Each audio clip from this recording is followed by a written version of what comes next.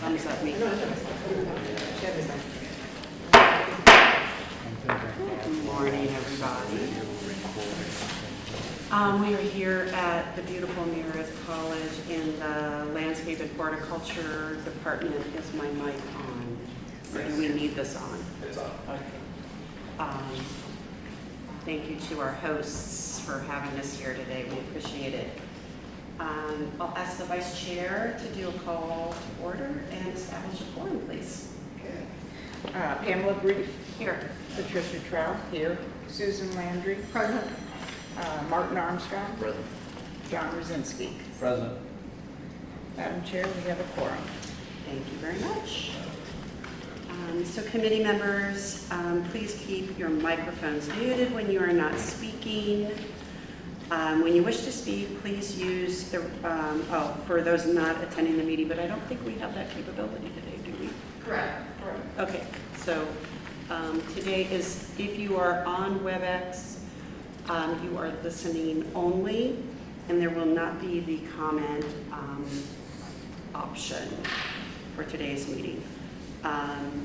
We do have some attendees in the room with us today, so we will acknowledge them when it is time to speak.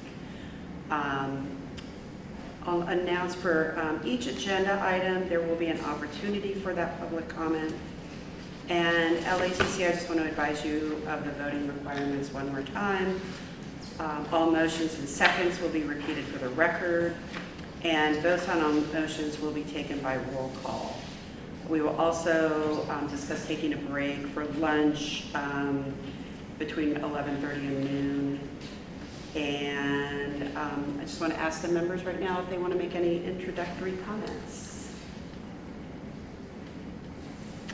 Having heard none, we will open for public comment in the room. Is there anyone that would like to make comment?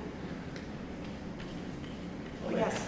Hi, Yes. I'm Chris Grant, the co-chair of the Landscape Horticulture Department and I'm sorry, Landscape Architecture. could you step up, please? We can't hear you. You can take a seat over there, that'd be A perfect. seat, okay. It's really, we're really, really formal. Do I need to swear in or anything? That way I can get close up. We're Okay. formal, but we're not. Well, I'm co-chair of the department. This is Molly Seelan back here, who's our program director, who is instrumental in helping set all this up. We want to say thank you for coming. Yes. I'd also like to express my appreciation to the LATC for allowing community colleges to have landscape architecture programs. Ours has been wildly successful. Awesome. As far as I know, we're the only one in one of maybe 3 or 4 in the state, and we're actually the only one that puts people directly into the workforce.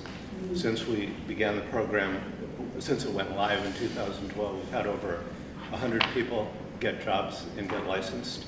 We have people working in Trust for Public Land, PlaceWorks, CMG, Caltrans, Arterra, a lot of firms, and so we're very, very happy to be able to have this program here.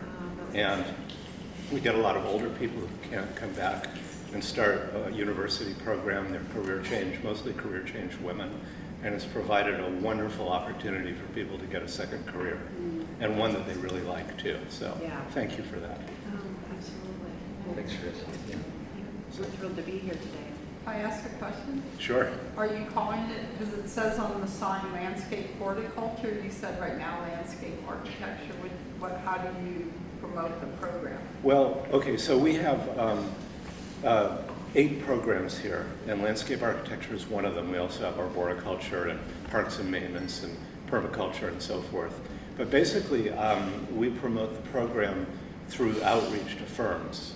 And so, and we also do it through events. We have a class that's open-ended for anyone who wants to attend, called the Landscape Design Forum, and we regularly feature things that are very pertinent to landscape architecture, such as fire escaping, professional practice, things like that. Okay. And we talk a lot to, we have a lot of partners out in the field who actually come to us saying we need to hire somebody. And I will just say one other thing. When we started this program, there was concern, I guess, from me as a UC Berkeley graduate, and also some of the professionals I talked to who said, oh, nobody's ever going to hire a landscape architect trained at a community college. Well, actually, it's worked out really well. And I don't know if you're familiar with the firm Artera in San Francisco, but Kate Stickley, the owner, says that the students coming out of our program are up and running after a month, whereas the university students are taking 3 months. And she actually uses our students to train the Berkeley students in irrigation, construction, and plant ID. Wow, that's So I'm great. just talking up our program now. There you go. Sorry, okay. That's very impressive. Yeah, up until today, or when Kimberly set up the meeting, I wasn't familiar with your school, so Mhm. this is a great opportunity to make us aware as well as members of LATC of what you're doing up here, which sounds like it's working pretty well for you, right? It is, and we'd like to be a model for other schools too, to show that it can be done. Because I think there are a lot of people in the educational system who get stuck, and especially older students come back and they don't have a lot of choices, and this gives them an avenue into a really good career, one that they love and also can make a living at. So thank you. And we're going to have a tour later, and I imagine we'll get a lot more great information during that tour. too. Yeah, Yes. Molly and I And will get some lead the tour. questions answered during that time too. Thank you. Okay, thank you. Thanks so much. Sure. Anybody else from the public would like to speak at this time? Okay, then we are going to move along. Item D is an update on the Department of Consumer Affairs. I'll ask Kimberly Daniel for please report. Good morning, everyone. I'm Kimberly Daniel, the Program Manager for the Landscape Architect Technical Committee. I will share some information which provides an update from the Department of Consumer Affairs. Governor Newsom appointed 2 new members to the department's executive team. Lucy Saldivar has been appointed as the Board and Bureau Relations Deputy Director and will join the department on October 20th. Lucy has served as Chief of Staff in the Office of Assembly Member Lisa Calderon since 2022 and Legislative Director from 2021 to 2022. She also held multiple roles in the Office of Assembly Member Jackie Irwin from 2017 to 2021. Lucy is a member of the Hope Leadership Institute and the California Latino Capital Association Foundation. Shelley Jones began serving as the new Assistant Deputy Director of Board and Bureau Relations on September 25th. Shelley brings 29 years of experience working with the boards and gubernatorial appointees. She has been with the department since 2015, serving in several capacities with Board and Bureau Relations, as well as DCA's Strategic Organizational Leadership and Individual Development and Organizational Improvement Offices. Prior to joining DCA, she served in multiple roles at the Juvenile Parole Board of the California Department of Corrections. Annual report. The annual report is one of DCA's biggest projects. Staff work on this report throughout the year, gathering information and statistical data in order to compile a comprehensive report about the department's actions to submit to the legislature. On behalf of the director, thank you to board staff for your efforts and contributions. Published to the DCA website late this summer, the annual report was a wealth of information and memorializes all the great work done by so many throughout the department. DCA encourages board members to take time to review it and use it as a resource. Cybersecurity Awareness Month is October, and this is a time when the department works to raise awareness about digital security and staying safe online. As our lives and business operations become more digital, the opportunities for cyber criminals increase. Threats like phishing, ransomware, and identity theft are no longer rare or isolated events. They're daily risks that DCA works hard to mitigate. This Cybersecurity Awareness Month, DCA is reminding all boards and bureaus to think before you click. One small click can have big consequences. Here are 4 quick tips to help you stay safe. 1, think before you click. Don't open links or attachments from unknown sources. 2, update regularly. Keep your software and devices updated to patch known vulnerabilities. DCA-owned services, there's no need to worry. DCA's Office of Information Security OIS, handles updates for you automatically to ensure your system stays secure. 3, use strong passwords. The stronger the password, the harder it is to crack and the safer your data remains. And 4, back it up. Regularly back up your data to secure location in case of attacks or loss. For DCA-owned devices, there's no need to take action. DCA's OIS office automatically manages backups to keep your data safe and recoverable. And please remember, cybersecurity is everyone's responsibility. Should you encounter suspicious emails or other activities, please report it immediately to your executive officer. Your actions help us take swift action to protect everyone. If you have any questions, please contact Board and Bureau of Relations. That's all. Thank you, Kimberly. I'm going to pose a couple of questions, just so that we have it for our notes. And then there's a couple that I think we may need staff to reach out to DCA about. The first, last meeting, I asked them if they would be able to put the reserve that we have on. Hang on real quick. You go to a new budget, you're on item E Yes. now, right? The budget update. Oh, we didn't do the budget? I thought we did. Oh, we just did D. I have jumped Yeah, ahead. obviously, you didn't announce we're on, No. We were finishing up D. okay. And I don't have any questions on that part. I'll open it up to the members for questions or comments. Madam Chairman, Yes. John Roshinsky. I do have a question related to this. At our last meeting, the transition where they're splitting up or they're creating this new department, of which DCA will be part of. It was stated that there were updates will be shared with Board and Bureau leadership throughout the year. I'm just curious if any of those updates have come forward, and if so, do we have access to that information? Staff received anything? This is our current update that we have from Board of Bureau Relations. There have been some staffing transitions, so I anticipate maybe next meeting that we have some more information for you. You can send an email. And we could always send an email and see if there's anything. Yeah, okay. Okay. Yeah, maybe reach out Yeah, to them. because That would be great. I know that at that time, I think the board's concern was if there were going to be any financial implications in regards to this split or new creation. So, Yes, we had asked them, right? thank you. Anyone else? Okay. This time I'll open it up for public comment. Seeing none, we will move to the budget update, item E.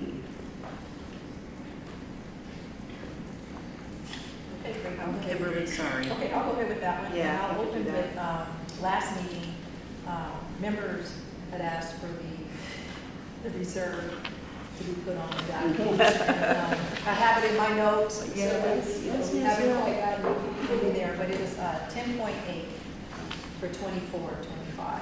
So the reported reserve that was projected at the last meeting was 10.8. Okay. So I am here presenting on behalf of fiscal office. Good morning. I would like to present on agenda item E, the committee expenditure projections and fund condition statement. First, I'm going to start with the committee expenditures, which is part of your meeting materials. These projections are based on actual data for fiscal month 13.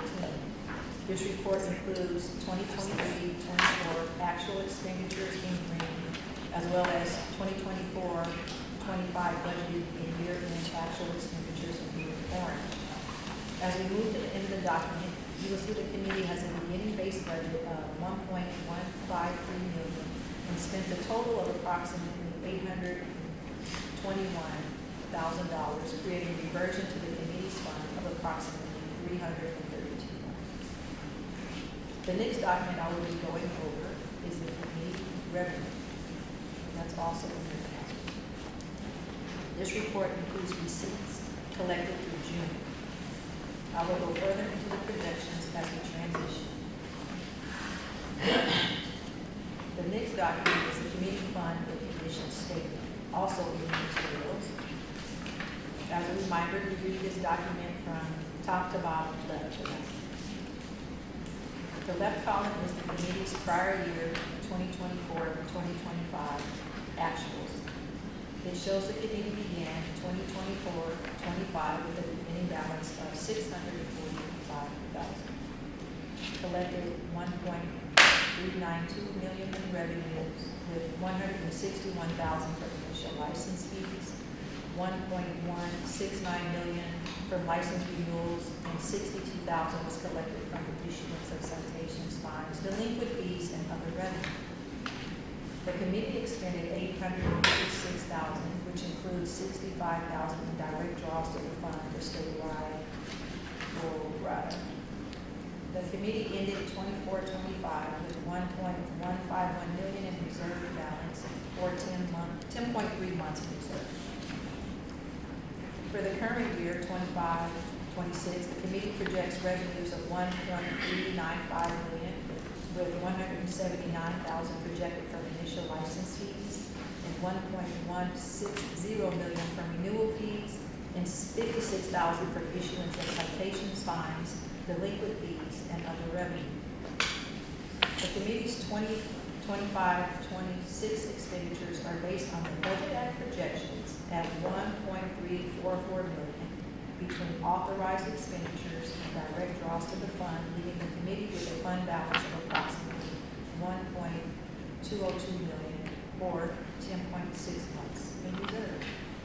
The Budget Office will continue to monitor the committee revenue and expenditures and report back to the committee with monthly expenditure projections as we continue to close fiscal months in the current fiscal year. A few things to note for the committee's fund condition. The fund condition is a snapshot in time. One of the main factors driving expenditure increases in the future years is a result of personal service adjustments. These include general salary increases as well as employee compensation and retirement rate adjustments. The Budget Office includes a conservative, ongoing 3% increase to expenditures on the fund condition statement to account for these ongoing incremental adjustments. You will also notice revenue is projected with a high-low estimate in the out years. Lastly, I would like to note that the committee that any future legislation or unanticipated events could result in the committee's need for additional resources, which could be included cost pressures on the fund. Again, the Budget Office will continue to monitor the committee's fund condition statement and keep the line of communication with the executive staff open for any future needs or expectations. Again, thank you for allowing me the opportunity to present today's meeting. Thank you, Kimberly. I'm going to jump in with a few questions. Most of my questions pertain to the committee fund analysis of fund condition page. And I have a couple questions that I'd like to get over to the DCA Budget Office. On the months in reserve, I'll just jump to that and remind them that we really do want to see that on their next report, the prior, just so that we have that comparison. And I think we can start there. If we were showing a 2.8 fund balance, and now we're looking at in the current year, 25-26, at a 10.6. And then when we go to BY 26-27, up to 11.2. And then BY plus 1, 27-28, down to 10.7. I'm not understanding why we're jumping up from 10.6 to 11.2 and then back down to 10.7 and then back up to 11.1 on these documents. So I think we just need, and I think we're sort of asking similar questions every month, and I would like to get a little bit more information on that. Explanation, because obviously we're guarding this fund balance very closely, given the fact that we needed to raise fees and want to be very mindful of this. One of the questions that I asked last time was when we would be able to potentially see a point where we might be able to reduce the licensee fees some. So I'll continue to ask for a DCA budget to keep that in mind. And then also statewide general administrative expenditures on the same sheet, 9900. I see actuals at 65, and then the next line, current year, up at 89. But we don't see why that cost increases happened. I have a question as to that as well. And I will let others take over from here. Patricia. Yes. Patricia Cobb. Yeah, thank you. I just had a question. So there were two sheets. They look like they're exactly the same. The advanced. You guys disregard one. Oh, okay. Somehow we got an extra Let's copy. do like That's a, the same thing. Yes. That was it for me. okay. Any other questions? Yeah. On the, Susan Landry? thank you. Sorry. On the expenditure projection report, the one with all the colors, under, I want to make sure I'm reading the column correctly. PY stands for Prior year. prior year. PYFM 13 is prior year. Fiscal month 13. Okay, so if prior year for facilities was 25,000 and month 13 is 52. And then it says over here the budget's only 15,000. Am I reading this correctly? Just, it's like double the prior year. And then the same for departmental services. Prior year was 30 and now it's 52. And the year budget was 40. So just what happened in those specifically to the double them? So you would like DCA to comment on that? Yeah, just, Yes. yes. Sorry, yes, That's all right. Okay, please explain why it almost doubled. Okay. Anyone else? John Brzezinski. John Roshinsky. I'll start with the analysis of fund condition. I'm just curious, looking at under revenues, the income from surplus money investments. It looks like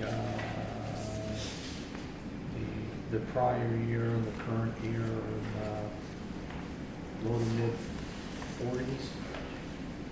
And then starting next year, it looks like that revenue stream is looking at going down significantly. Is there a reason why we're not anticipating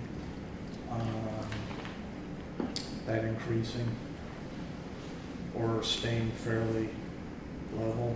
Is there something the state's looking at that we're not seeing in regards to what they're looking at the income generated from our surplus? I'm just putting that out there. Yeah. I think that. Also, on the item that was previously discussed, the statewide general admin expenditures, it looks like there's a pattern here, or when you're at 65, then it's Right. 89, then it's 65, then it's 89, then it's 65. Is there something that's a part of that? Like every other year, the state's taking additional monies for something? Right. That's something. And then looking at the expenditure projection report, I just have a question. There are two line items with the same fiscal code, the department pro rata and then department services. I'd like to know what the difference is for those two line items, even though they're under the same fiscal code. Because it looks like in the department services, we did not have enough money budgeted under that to cover what we're being asked to provide fiscally.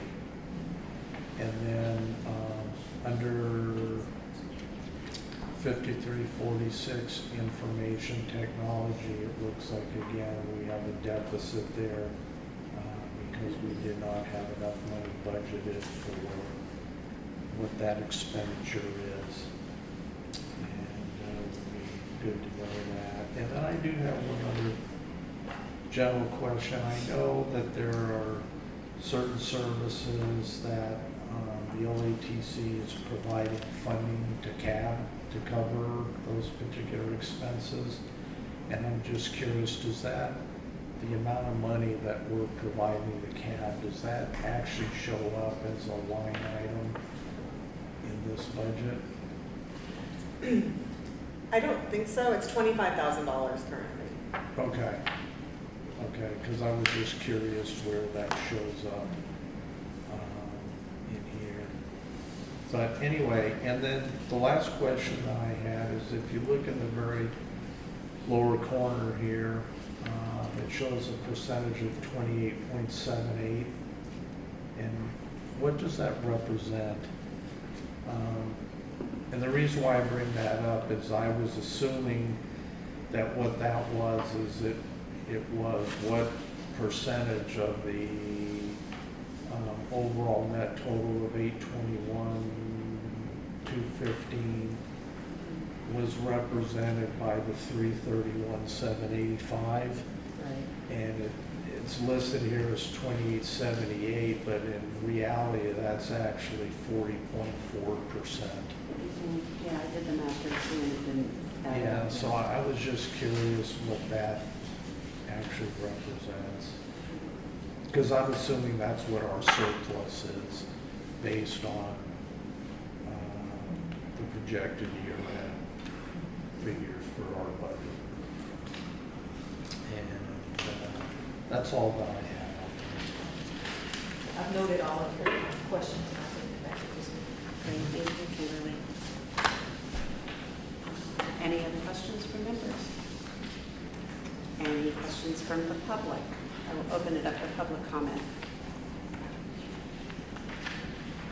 Seeing no public comment, we will move on to review and possible action on July 24th, 2025, LATC meeting minutes.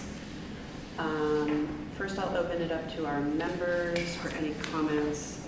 I had just a couple things myself. On item F of the meeting minutes, it shows that votes were cast by Member Brief, Member Landry, and Member Rusinski. I believe, Patricia, you were here, and that is missing that her vote was cast. So if, at least I'm not seeing it on the current meeting minutes. That could be added. And then I think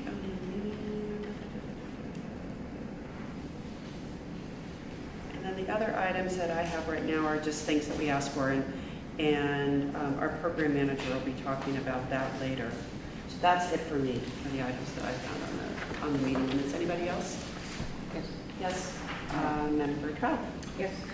So this is that's item A. So, yeah, I did attend the meeting, and we say we have 3 members, so we have quorum, so it should be 4. Tom, anything? I'm not sure because I can't find the meeting minutes in our package. I mean, Oh, they were in there.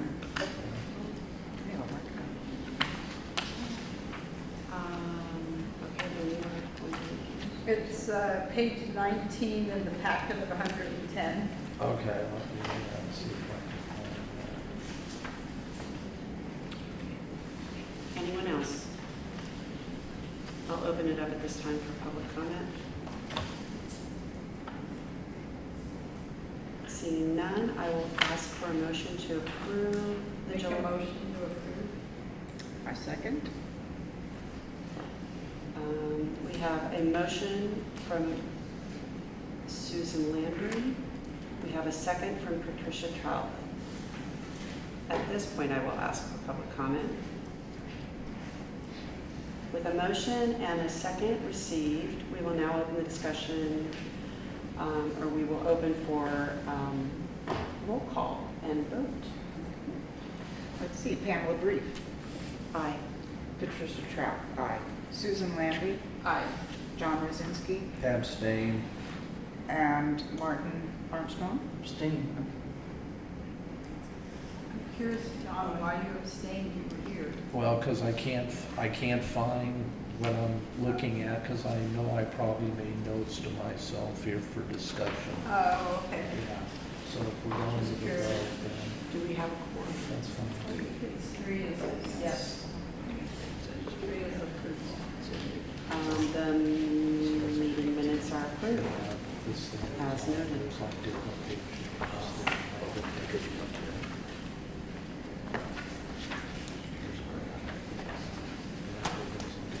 And you abstained because you were not I wasn't here. here, correct. You were doing important Yes. LATC, UCLA things.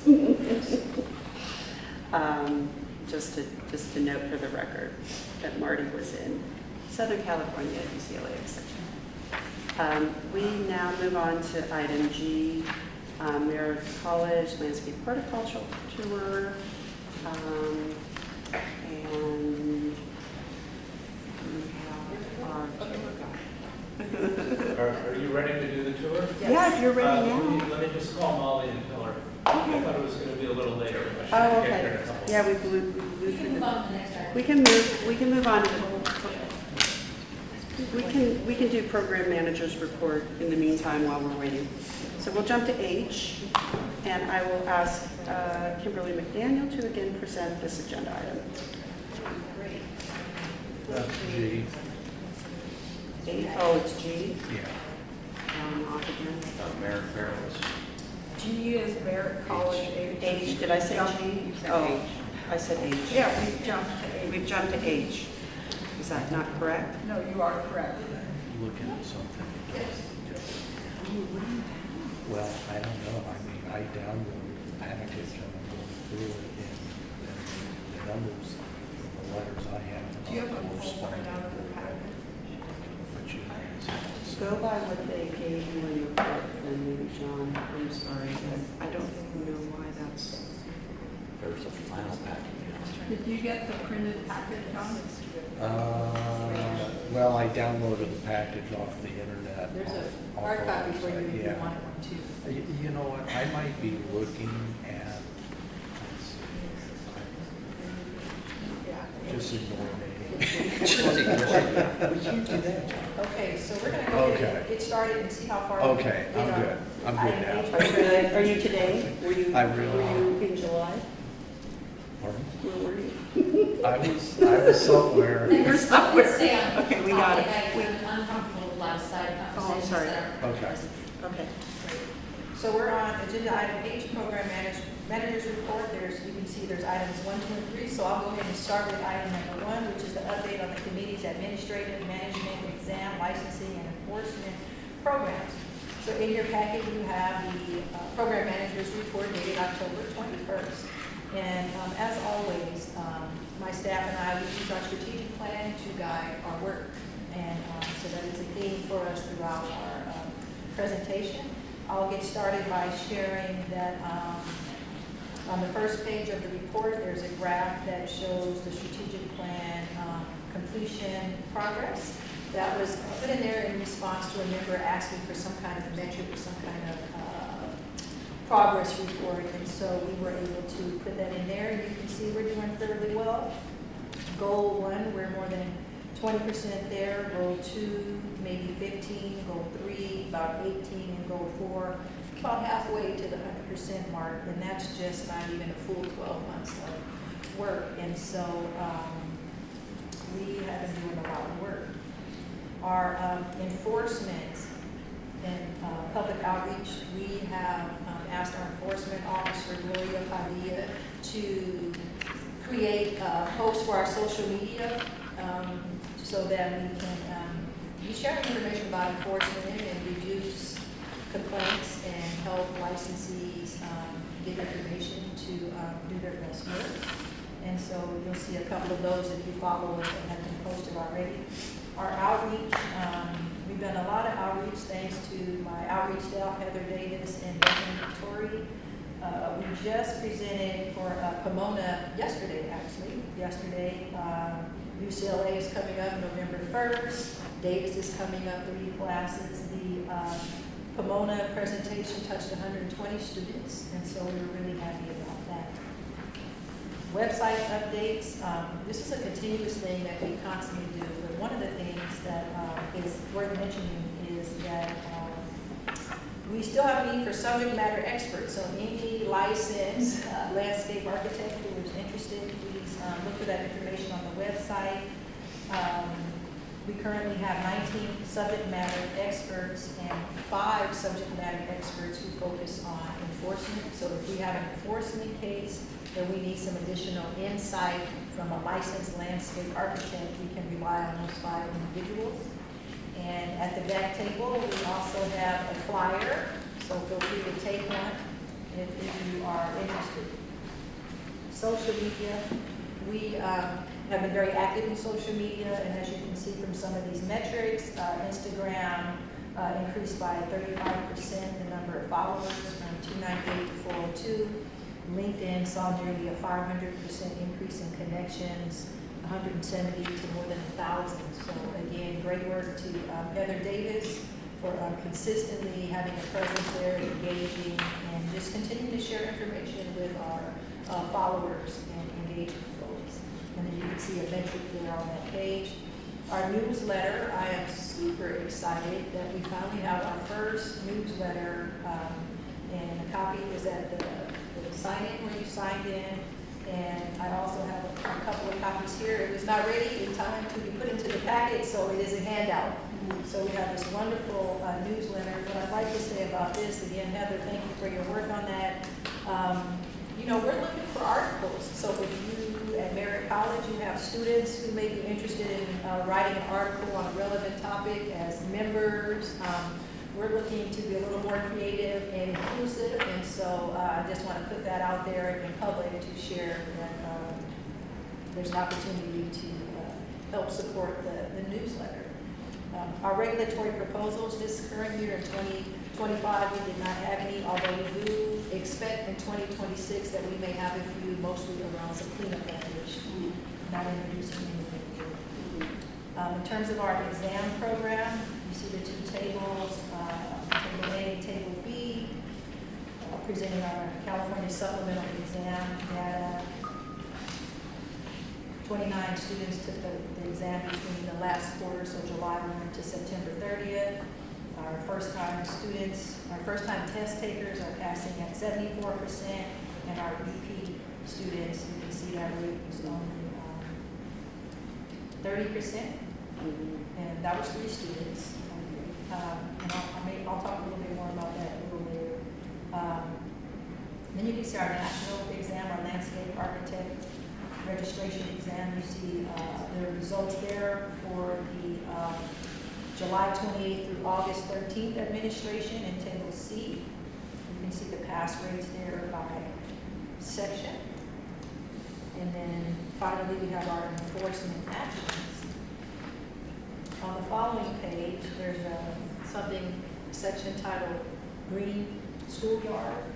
And our chair has been working very diligently to work with the state architect, Department of State Architect, on this issue. And I wanted to put it in the report so that it could be shared. And when I'm finished, I'll ask the chair if she wants to share additional information beyond what's in there.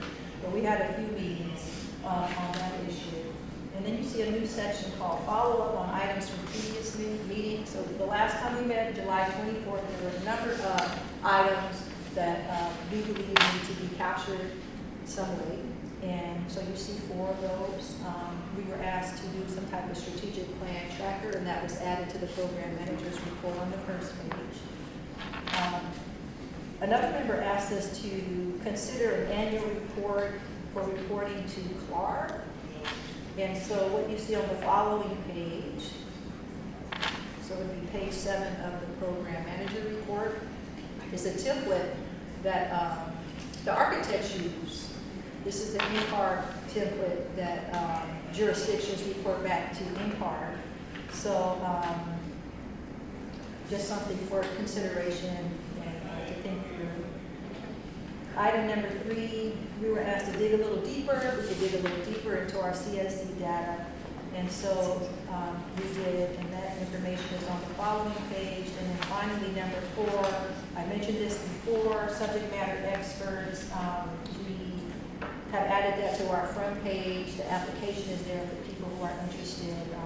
We changed the language. Now it says get paid to volunteer as an expert. So hopefully we can entice some individuals to provide some of their valuable time in service to a statewide community. And the CSE data that is on the following page, Bethany,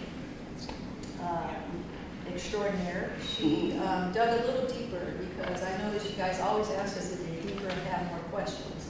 So this was our first attempt. We were able to extract data for the CSE, looking at first-time test takers and how they do by performance. And so unfortunately, in the PDF update, the table lost a lot of its features. And so we will be creating a handout that has this table in a much cleaner format. But in a nutshell, you can see the findings, and you can see that they struggle the most in the program development area, right? So you had 27 of the 153 individuals who took the test during this time frame scored 50% or below. And I think that's notable because many of our enforcement cases are in that area. Okay. And then you see the second bullet, the scope of the project was the second lowest performance. We rounded up, it's 4%, we rounded up to 5. Again, percent of the test takers scored 50% or below. Our pass rate for this exam is set at 70. And so you can see for our performance brackets, we did 0% to 25, 26 to 50, 51 to 75, 76 to 100. We did not have that exact 70%. So there's some people in that 51 to 75% performance bracket who either passed or didn't. Yeah. Okay. And then I'll jump to the second table. We can see that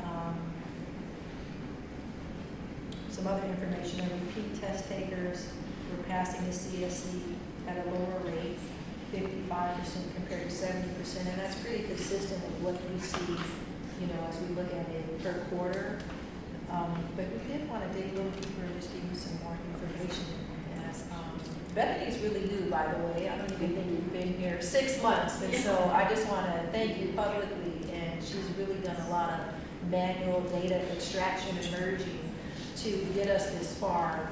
I anticipate that we'll be able to look at the CSE data and some other stuff in unique ways too. And I think that concludes what I wanted to share for the program manager's report. But we have something from the Green Schoolyards. You want to expand on that? Thank you. Thank you, Kim. Thank you for a wonderful report and for really jumping on the things we passed last meeting. I have my little notes on my phone from there, and you hit all of them. So thank you very much, and thank you to all of staff for everything that you're doing. We greatly appreciate it. On the Green Schoolyard item, just for members to understand a little bit more about this, and if you work on schools, you already know the situation, and that is DSA, the Division of State Architects, does not allow, Liz landscape architects to lead projects. We are required by them to be under, we cannot stamp drawings. We have to be under a licensed architect. And that does not follow the Practice Act regulations. So we have looked at this in the past, and it is back for us to discuss again. There's an item in here that I wanted to ask about, Kimberly, because it's talking about path of travel. My understanding is that once path of travel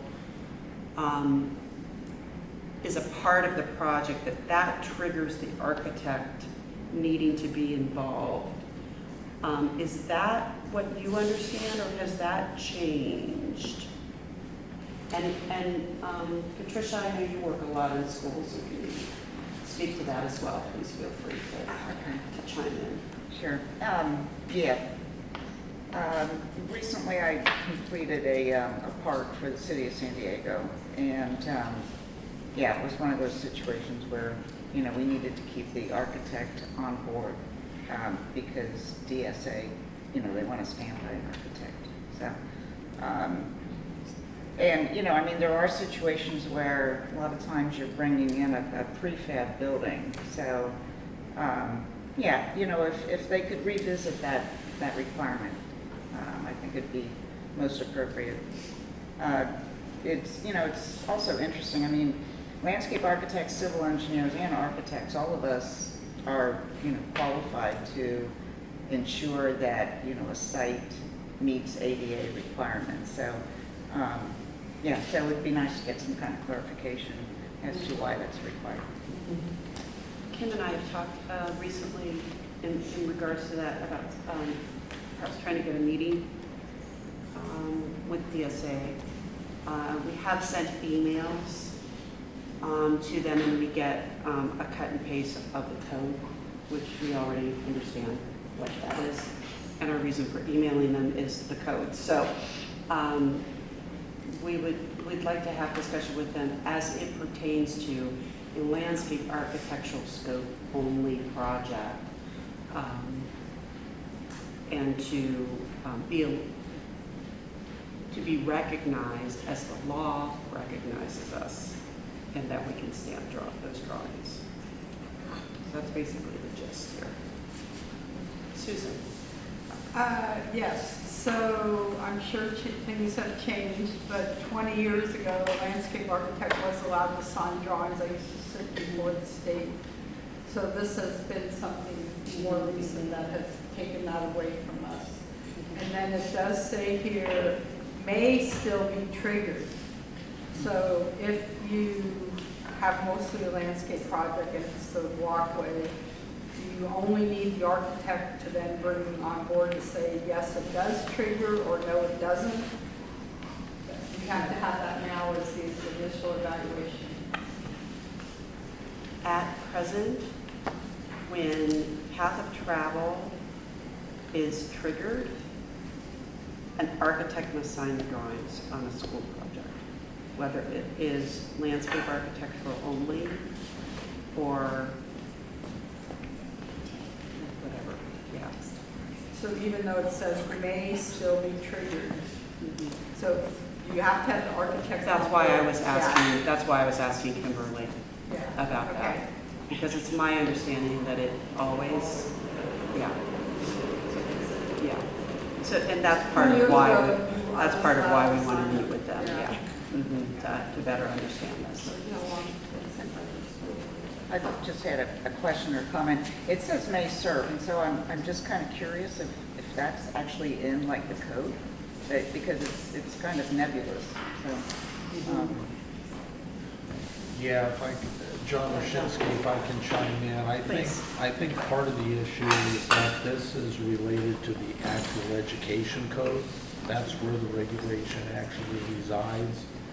And to change this would actually require the legislature to make change to the education code itself. And I believe that they're always looking at that for various reasons, but if that would be probably the avenue to look at on this is when they're looking at specific changes to the ed code. We could do that because DSA is driven by the education code, yeah. Do you know how to find that in the code, John, where that exists? Would you be able Yeah, I to could do look that it and up, send that yeah. over to staff? Yeah.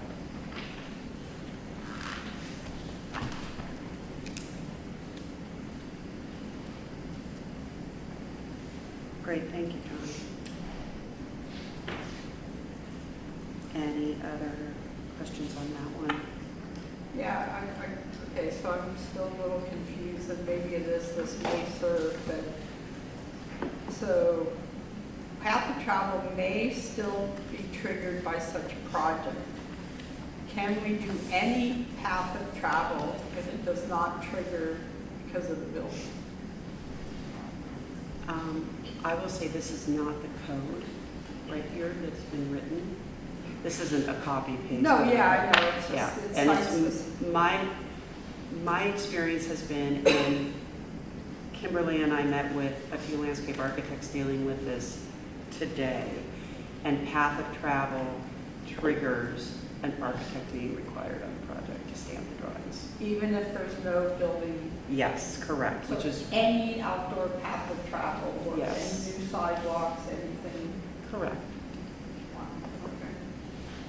So, Pam, Yes, since I'm invited here, just quickly introduce myself. Yes, please. Liaison member from the Architects Board to your committee. And with a follow-up question, LATC acknowledge that the path of the travel may trigger that requirement. Is that implied neither building code or building officials or DSA has specific requirement that when path of travel is involved, then a licensed architect is required? Is there such a provision, or is our interpretation? so Kimberly and I met with a few landscape architects that are dealing firsthand with schools right now. Okay. And what we have been told from that conversation, and I have experience, but 5 to 7 years ago on projects, was that we were not dealing with any building on the project, only landscape architectural scope. And because our design and grading entered into the path of travel outside, that then triggered that we needed an architect on the project to stamp, in order to stamp the drawings. So when we inquired, Kimberly sent a letter over to DSA to ask about that. They copied and pasted their code. So they didn't really, they didn't write an email answering it. They just looked up the code and said, this is the code. Our interpretation is still that they are still to this day requiring, and we talked to multiple landscape architects subsequently and see that they are not allowing landscape architects to stamp drawings when it is under the Practice Act, landscape architectural services.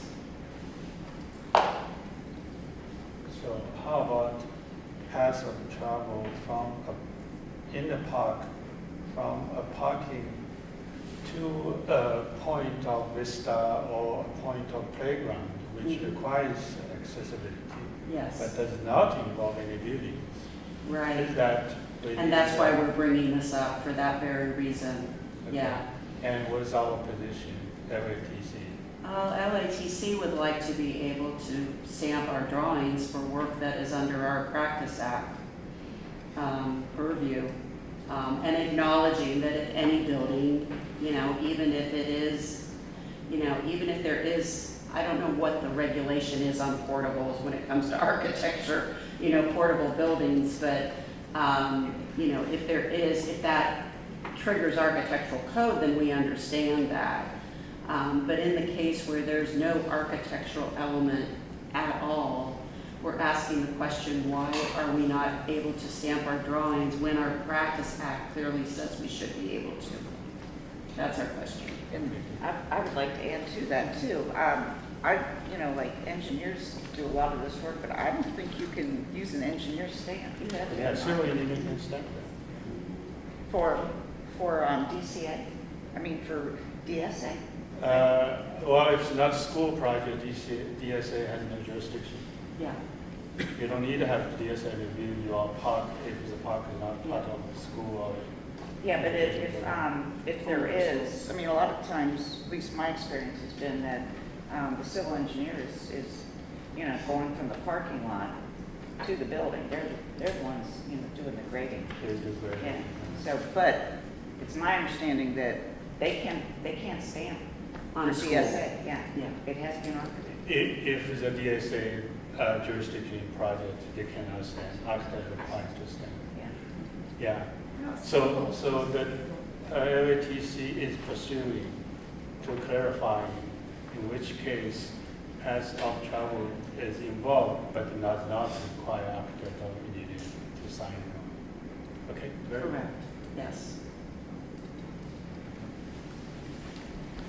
And obviously we want you to take that back to the board, let them know. No problem, I will Yeah, share it. Yeah. Where we're headed with this. And just to restate that we understand, like, if there is a building involved, then we understand that that clearly means there needs to be an architect. And at that point, the architect would most likely be Prime. So, okay, I think we have talked about the green schoolyards. At this point, I'll ask if there's any other, I'd like to get the thoughts on the in-car report. That's a thing in the program manager's report, if we want to move forward with that. I don't believe that Clark asked us for an annual report, and I don't, know what value could be in that particular document, or if we want to start a new tradition, but I didn't want that to not be spaces. Yeah, yeah. I will open it up to the members for their comments and what they would like to see as far as this going to CARB or not. I have a comment. So I like the chart on page 41 of the packet, the one that titles kind of got funky. But now that we've opened up the exam to more of allied professions, allied classes, how does this pass-fail rate relate to the background experience? So are contractors taking and they're the majority that fails? Are they landscape architect students? Are they, if their credits came from horticulture, are they the ones failing? Since we opened it up to all of these, it would be kind of interesting to know how opening that up has affected the pass rate, I guess. Yeah, I'd like to build on that if I could, and I recall having a conversation. Patricia Trout? Patricia Trout, excuse me.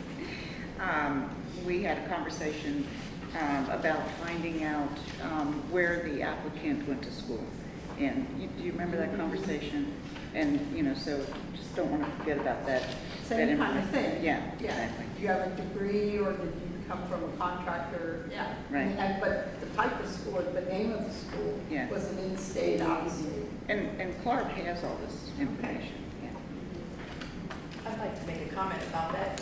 I did have a meeting with Clark, and they are not able to provide us with that kind of data. I did follow up with them. They're not able to provide it. With that said, they are working on developing a new data structure system. I volunteer to provide support, making sure we get our needs met so that they could be able to build a system that would be able to answer some of the questions that we have. And so they are looking to build a new system, but at this point, they couldn't answer our questions that we had for them right now. They also have a seminar tomorrow, I believe, on, there are some data that they're going to be presenting, and we're part of that. I asked for that just for California, and they weren't able to provide that for us just yet. How about just for the CSE? The data that's in the packet is CSE data, and we have a little bit more flexibility there. That's what I'm looking at. My expert right there. So I have your 2 questions. And Okay. we'll to see what we can do Thank the you. next time, if we can dig a little deeper and have some more information for you. Yeah, that's great. Thank you. Okay, since we jumped onto this chart, I'm going to go back to get your questions answered on the Clark Yes. question, since we are on this. I'd like to make a suggestion, since we're talking that 70% is the pass rate, I believe, is that correct? On the graph, could we show when you're separating the categories, like you currently have 0 to 25% and on that, could you stop at 69%? No, it won't let you. Really? Yeah, the data is given in a report that doesn't have that flexibility, unfortunately. Yeah, we're not dealing with raw data like Susie X, person. okay. We're extracting reports from reports. Could the report person, who starts that initial report? Our contractors, we contract the exam out to PSI, and they do that for us. Okay. And And there's doesn't- no way for them to like take it back to the 69 thing, could they?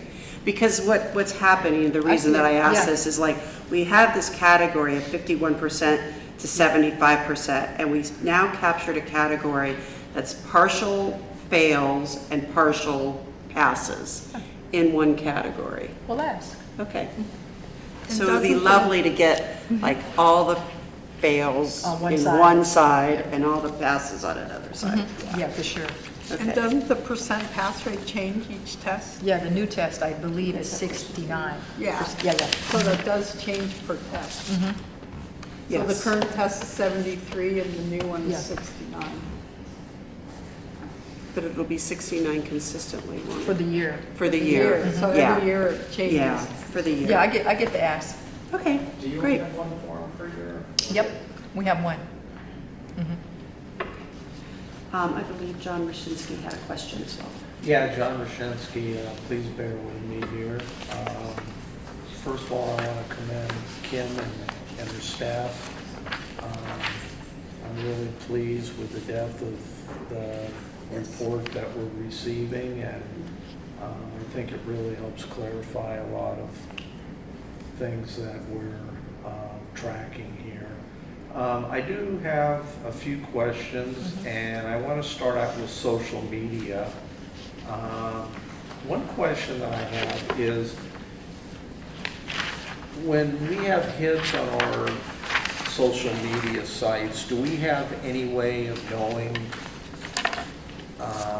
is it actual public members or, people from the public that are looking specifically for information, or is it mostly licensees that we're hitting? Or I'm just curious, and the reason why I ask that is because it would be good to know how effective our outreach is to the actual public itself versus people that are already actively engaged, either licensees or anything like that.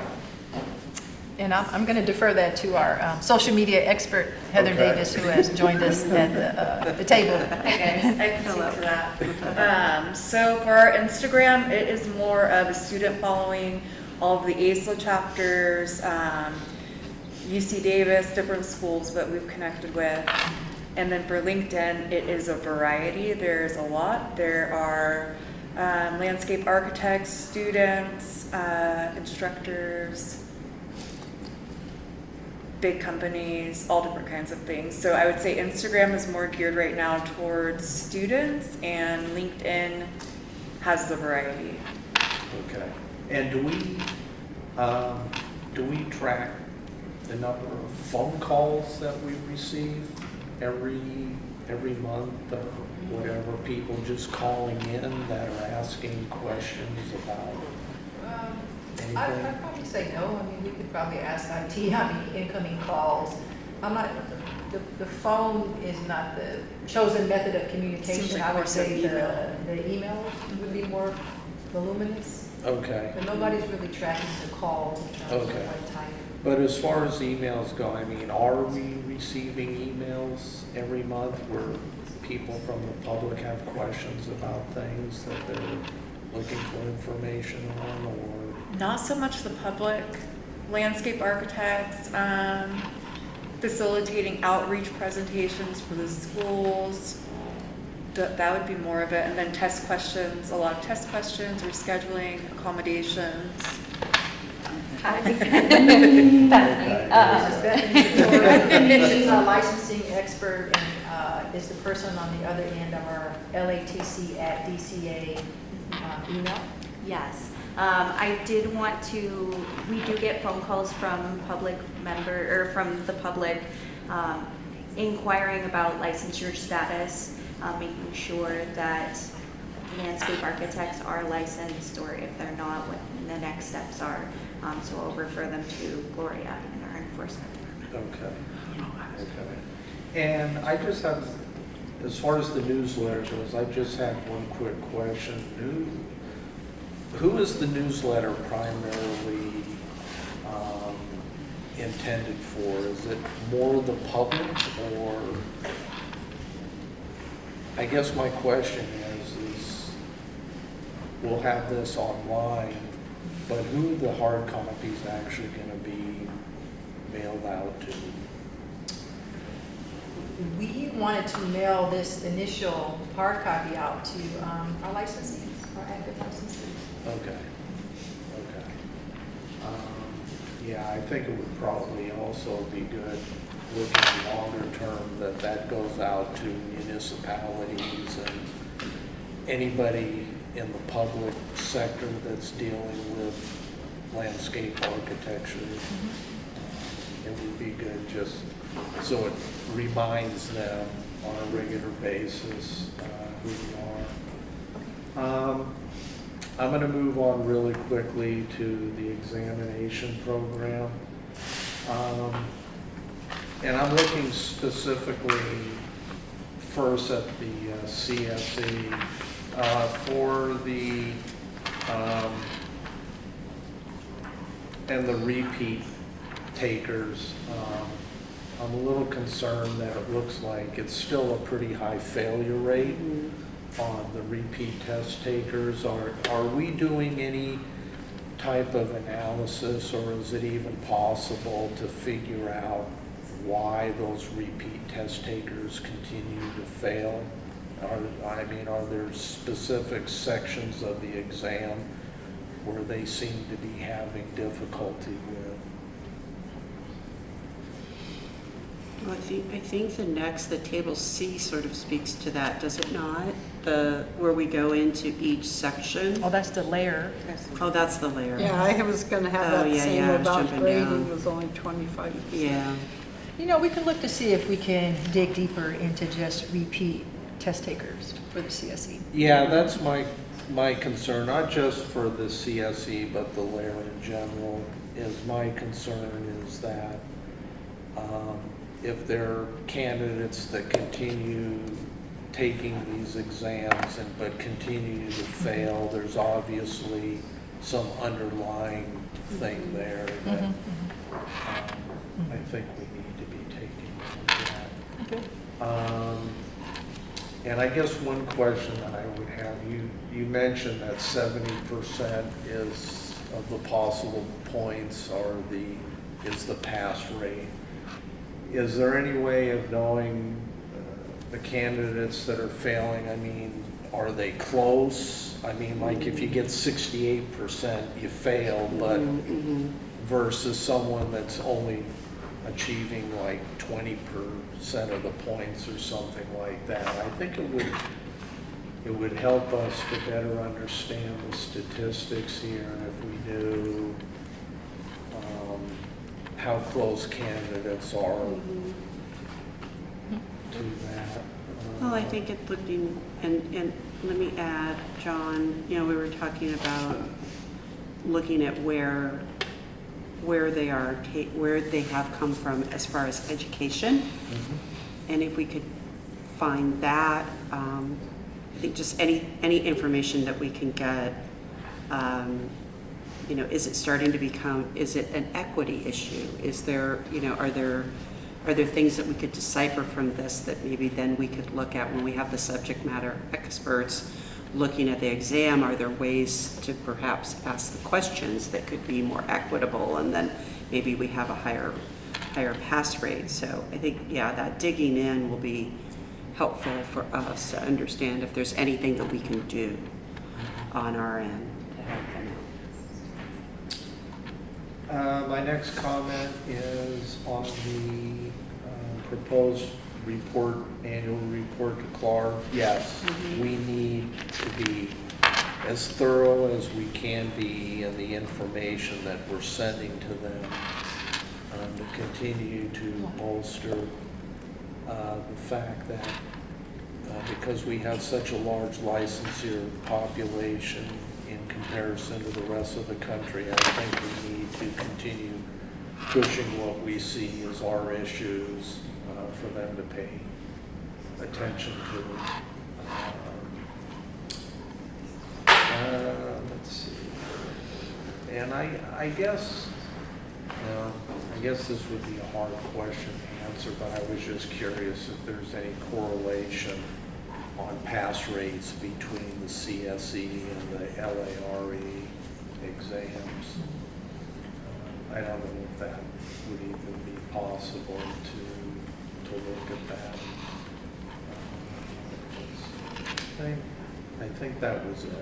Those were my primary concerns. So John, I'm going to ask you a follow-up. So if I were going to complete this annual report right now, what would be some of the issues that we would want CLARB to pay attention to? Well, I think one would be what we've talked about. We want to see better information in regards to, especially our candidates from California, in regards to their success rate on the LARE. The more breakdown of information that they can provide in regards to the type of things that we've been talking about, what schools that they're attending, what particular parts of the exam they seem to be having difficulty with, that type of thing.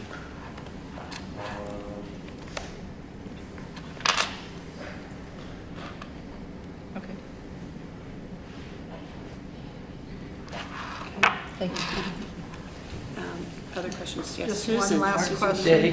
Can I sorry, add that? Marty's Yeah, done yeah, that. Everybody. Marty Armstrong. You know, I'm going to feed off of what John's kind of curtailing to and I don't want to go too far in the paralysis by analysis, and I think this table provides enough information that I don't know if we need to be doing that for the CSE personally.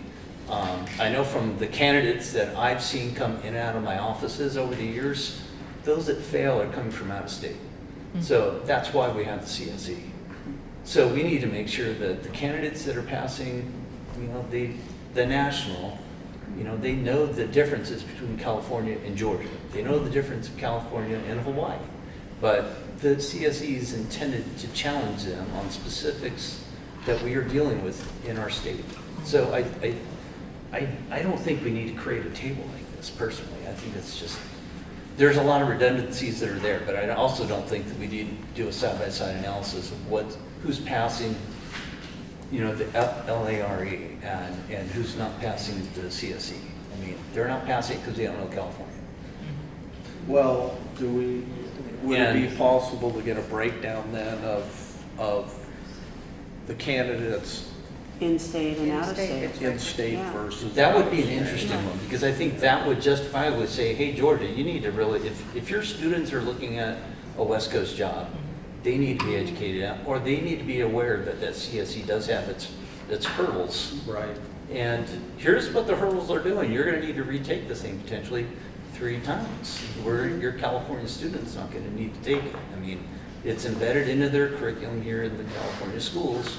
It's not in the other states. So I don't want to be overanalyzing it, but I think the tables are there. I think the tables overall are really going to help the colleges figure out how they need to adjust their curriculums. Well, if I can ask, At one time, we had this separated by colleges. We were able to see that data, and I think that data is still important Oh, because yeah. it is something that then the schools can see as well. Absolutely. And then they understand that they need to teach. We've had that issue prior, and I think that's still important information to have. I think it would also be great if we could do out-of-state and in-state, and I think Marty brings up a good point about someone coming from another university or perhaps someone gets transferred here even, you know, from another firm. Oh, yeah. And might be working here and wants to get their licensure in the state of California. So I do think some of this information is very important to us. It helps us make decisions. And like I was also saying about equity, if there's issues where, you know, it is an equity issue because it was a strong point on our strategic plan, we would want to know that as well. And maybe that diving in specifically to the CSE, our supplemental exam, first, before we start to make any big comparisons between the CSE and the LARE, I think I would agree with that. I think we should look, you know, basically look in our own backyard, right, before we start going and looking at other information. So that's my feeling. I don't think that it is a bad idea to remind CLARB that we're a really big licensing body within the nation as well, because we have been sometimes excluded from conversations. So Yeah, I think this report is a good thing on that realm, and I think it's just nice, you know, to see those licensing statistics of in-state and out-of-state, and kind of understanding that once again in this format. So that's my take on these things. And again, just like kudos to Kim and staff on all of this information. It's just, you know, from the last meeting to this meeting, you guys, like, it's just like you've knocked it out of the park. It's thank you. I mean, that just seems like not enough, right? But yeah. Yeah, Patricia Trout. Yes. So, this is, let's see, yeah, this is the LinkedIn on social media. So you said there was like a 500% increase. So I'm just kind of curious, like, do you have any idea why it like spiked up?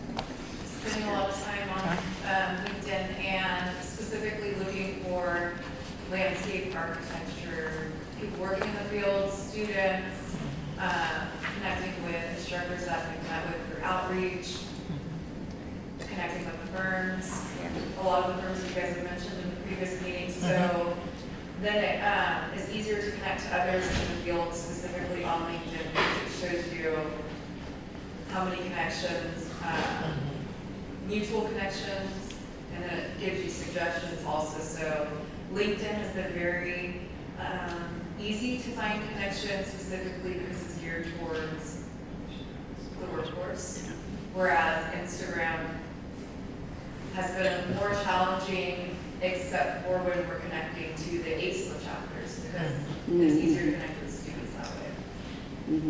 Yeah, Very impressive. Thank you. absolutely. Yes, Susan Landry. Thank you. So you and Marty talked about in-state versus out-of-state, but in addition to that, and I'm fine with it if it's just CSE, but especially because around the equity, I still would like to see it break up by, you know, are these licensed architects, contractors? Because that goes to the equity issue. Yes, it So does. it's not just in-state, out-state, but the other part. And then I have one other question regarding the enforcement action. You got 11 complaints, but nothing issued or final. What are the majority of the complaints that nothing is being cited?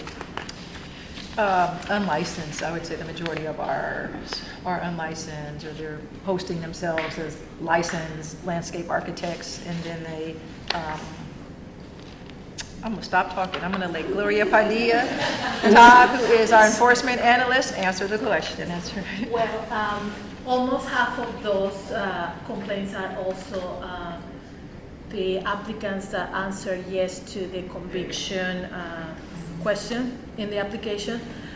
I have to open a case just to do the analysis about what kind of conviction and if it is interfere with the practice of the landscape architecture, which normally the ones that I have come across so far is just DUIs, like stuff like that. So it's just for our data, just to open the case, do the analysis, and then just send the recommendation to close it and approve the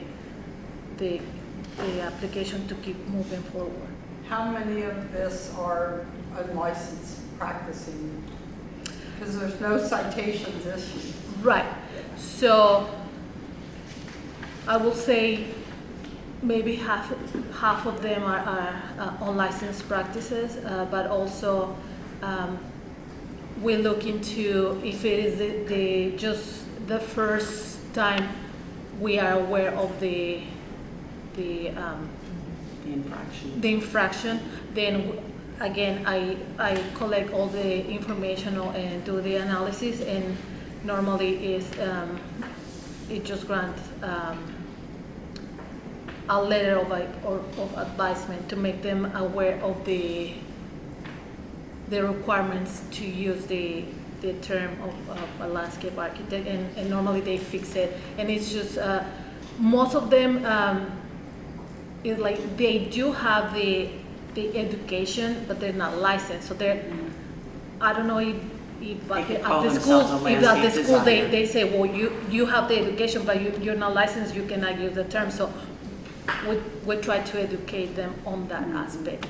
Okay, so of this 11, half are the criminal thing, and so 5 or 6 are unlicensed, and you don't issue anything other than a heads up, don't do this again for first time? Most of them, yes. Okay. Yep. There is one here that's pending with the Attorney General. Right. Is that, can you tell us at all what the specific violation was? No. Okay. I figured.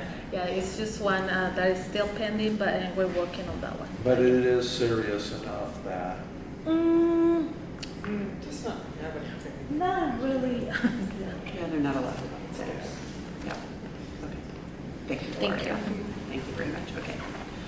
I think we are at this point going to open up for public Well, comment. before we do, we're still on program manager. Oh, okay. I just have 2 things. One, I want to give a certificate of recognition and appreciation to Marty for going down to UCLA and volunteering and doing that. You're our newest member, and for you to take that on, it was pretty courageous. That's awareness and raising your hand. So I want to thank you very much for doing that.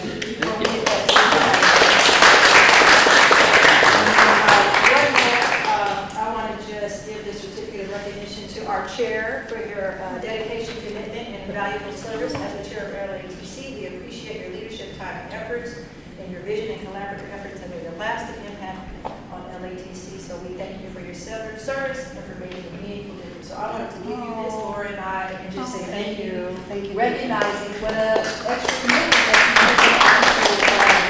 that you serve, and that's not selfish. So thank you. I know, we're huggers. We are baseball cappers. Yeah, half the time in our meeting, one of us has a cap on. So Thank you so much. Well, it's been an honor. And John, thank you for helping Marty navigate that, because you've done this for a while now, and I know that you were very critical in helping our newbie navigate that. So I just want to thank you for that too. Thanks, John. That's Okay. one, H1 is done. H1 is done, Are they okay. ready? Are you And ready to go as I should, we just need to open for public comment on the program manager's report. Seeing none, we are done with that item and can jump back to our tour. We're ready to go. Okay, awesome. 2, because we were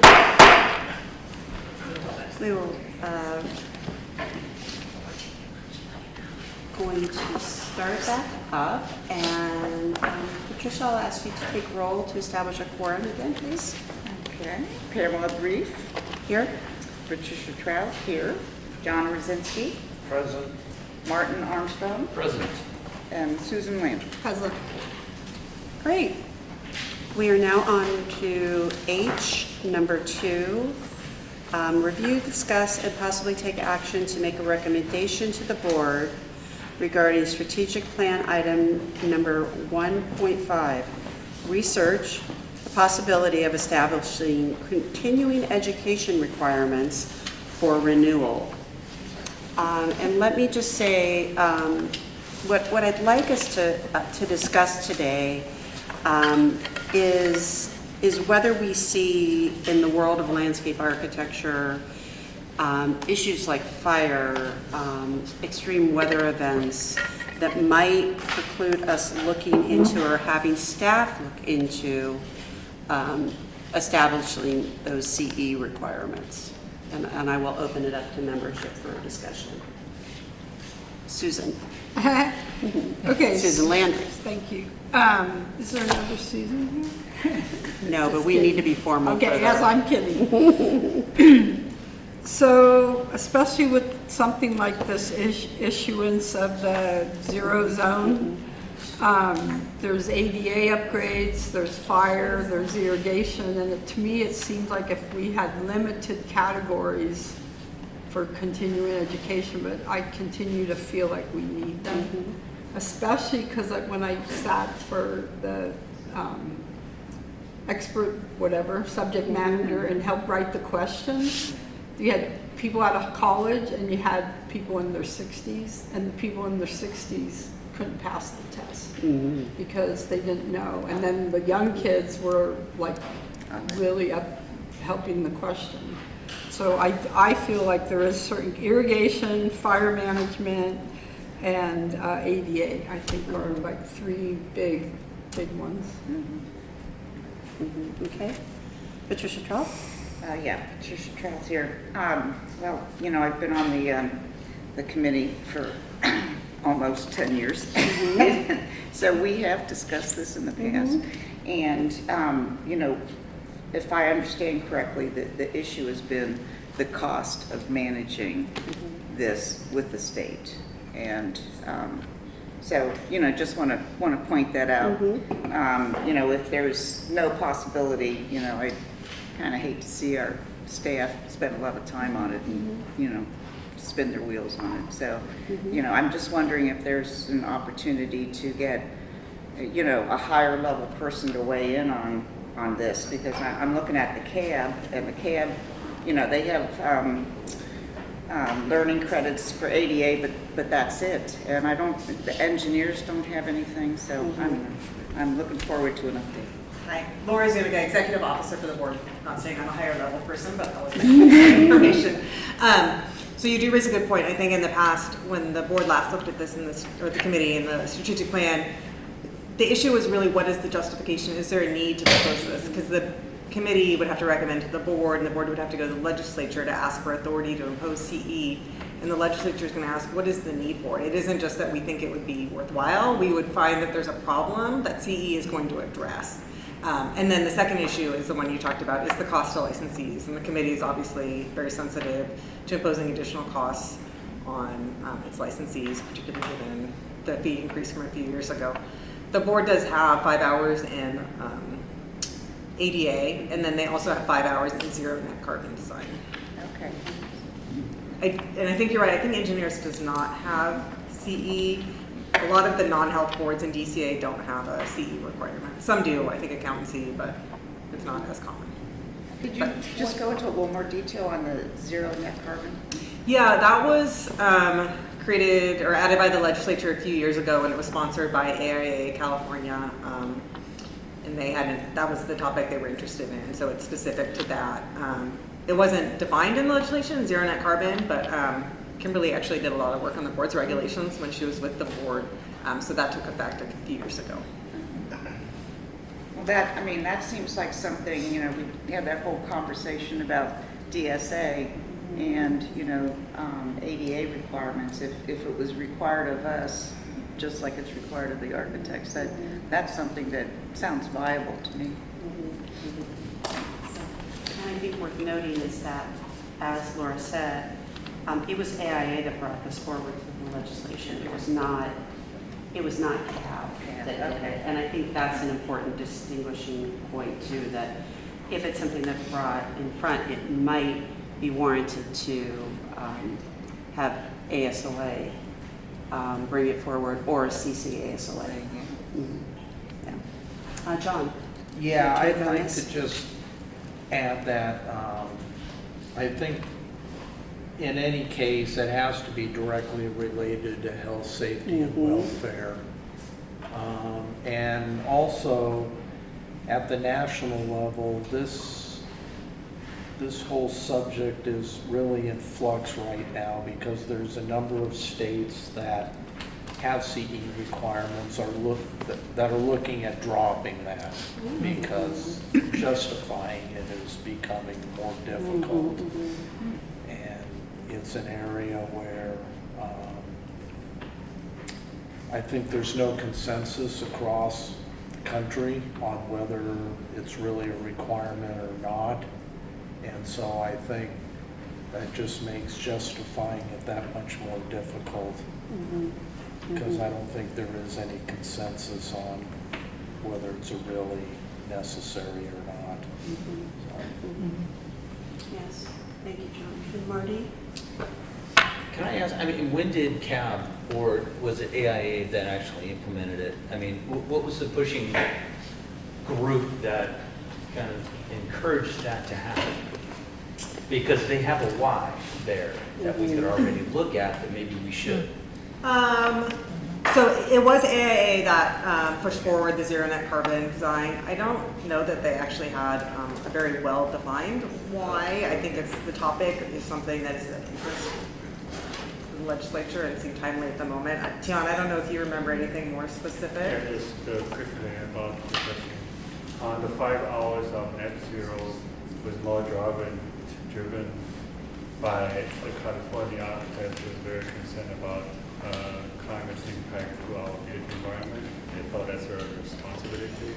Escalated to the legislation level, and the channel is that we'll put this education requirement into the architectural practice as a licensure requirement renewal.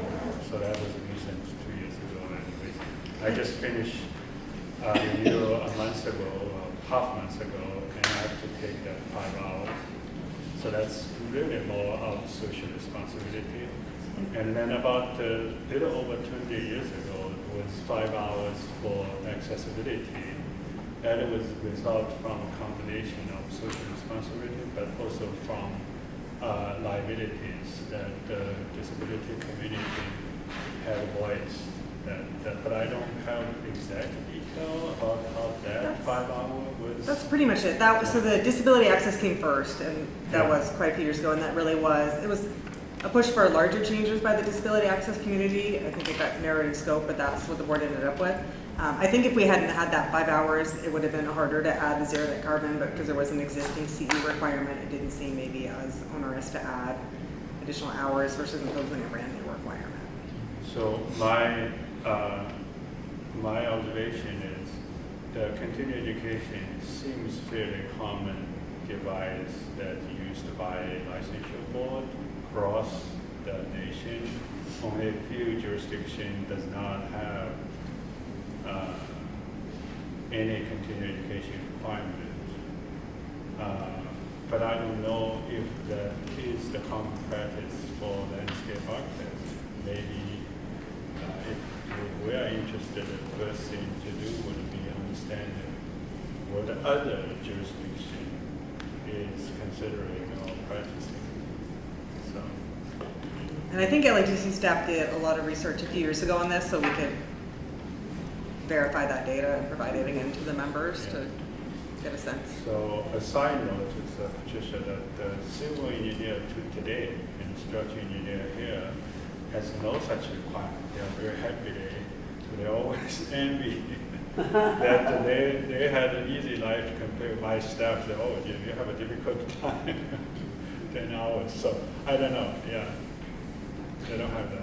Yeah, the only other comment that I would make is I know that there are a number of California licensees that are licensed in other jurisdictions, and because we don't have a requirement here, they have to go for their CEs elsewhere. That's true, but then also if California were to impose a C requirement, unless it's the same as what other jurisdictions are requiring, then they have to now meet multiple requirements, which is an issue for architect licensees in multiple jurisdictions. And that's not really a reason to justify.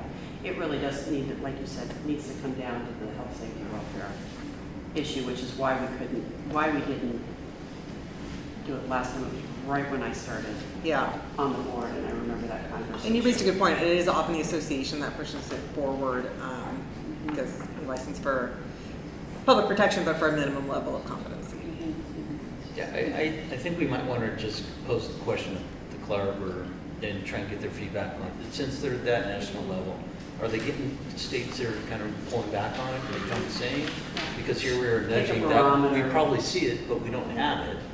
Do we really want what we don't have and create another Pandora's box of why we do this? So, I mean, maybe they can provide that extra justification for why you should have it or why it's not working in the other states. Yeah, I think that's You can ask them. When you did the prior evaluation, did you calculate how much staff time it would take? Because one of the comments was how much cost staff. I'm sure we did. I don't remember offhand, so we can go back and look. I will say for the board, we have one continuing education analyst that does it full time because you then have to, of course, audit the results.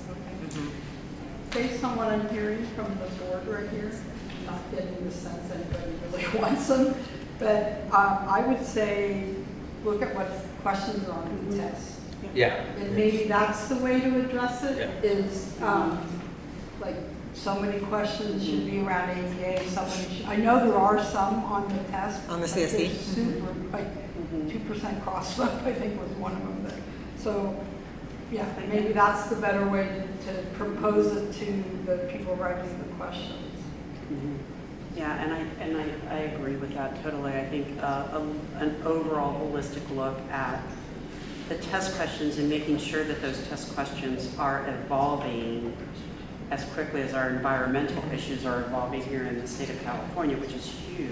And just like this year with this Zone Zero legislation and what might fall out from it, we'll talk about all of that later, but there could be more for people in the landscape design and landscape architectural realm to know. And I think that's only getting, our knowledge base is only getting larger. It's not shrinking by any means because of the climate. So, Patricia Trout. Laura, do you guys end up managing, the ADA requirements of DC?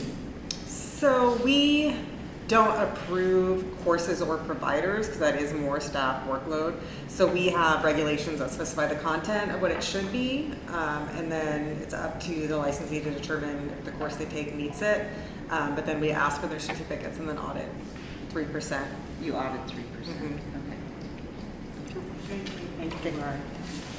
Okay, any other questions or comments? I think we've got a couple of things. Look back over the old report. Let's maybe look at what was brought up on that, and then also a conversation with Clarb about the trending in the United States right now as it relates to CEs. And how much it would cost staff time. Yeah. Well, I think we've It might like have been part of- one full-time person, I think is what Laura said they you need for Cal, so I think we could assume the equivalent. And I just want to say, I heard the test, the CSE test mentioned. That's why it's really important for people to volunteer to be subject matter experts, because that's where that happens. It happens at that level. Yes. Making sure that the test items are evolving. So the more, people who get involved and who help with the test development and the blueprint, the more likely, it's evolving with contemporary times too. But we as a board aren't allowed to do that. Right, now you guys, but you can Yeah, help us yeah, get some but we folks. can't do Yeah, it yeah. anymore. It was fun. I enjoyed it. Yeah. Okay. I do have one really quick question on that. Do they have to be a California licensee Yes. to help with that? Okay. I will open it up at this time for public comment. Seeing none, we are now at lunch, I believe. If lunch is here, is lunch here? Molly's on, getting it right now. Oh, okay, on its way. Does she need to do 3? Oh, we do need to jump to 3 really quickly. Yes, H3 is, we're just staying true to the fact that for every meeting, we want to have at least 2 strategic plan items on the agenda. And so this one is about outreach. I sort of touched upon that in the program manager report, bragging about staff work and the increase in social media engagement and followers. We're also looking to, we've been working on creating an outreach plan, so it would be something that will be memorialized and will, the Knicks folks, sometimes people move on, and we'll kind of have some succession planning that will help folks kind of track what the goal is. One of those things has been to try to reach all of our lab accredited institutions, and I think we're going to get there. I sent out a letter to the deans right before the semester saying, hey, we're here, this is what we can do, and so we got some response. We'll do that every semester, and we've been at some community colleges, as you can tell, too, so that's all part of our outreach plan that we're in the process of writing and looking at.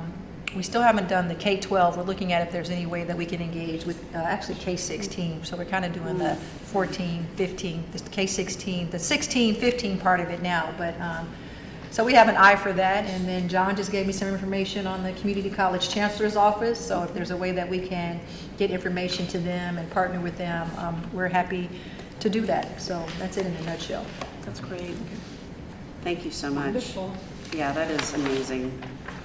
Any questions on number 3? I just want to make a comment of just how wonderful this is. Every time we go out to school, we find out more. And what was it? We were at Berkeley one time, and I don't know, USC or whatever. So this was wonderful today.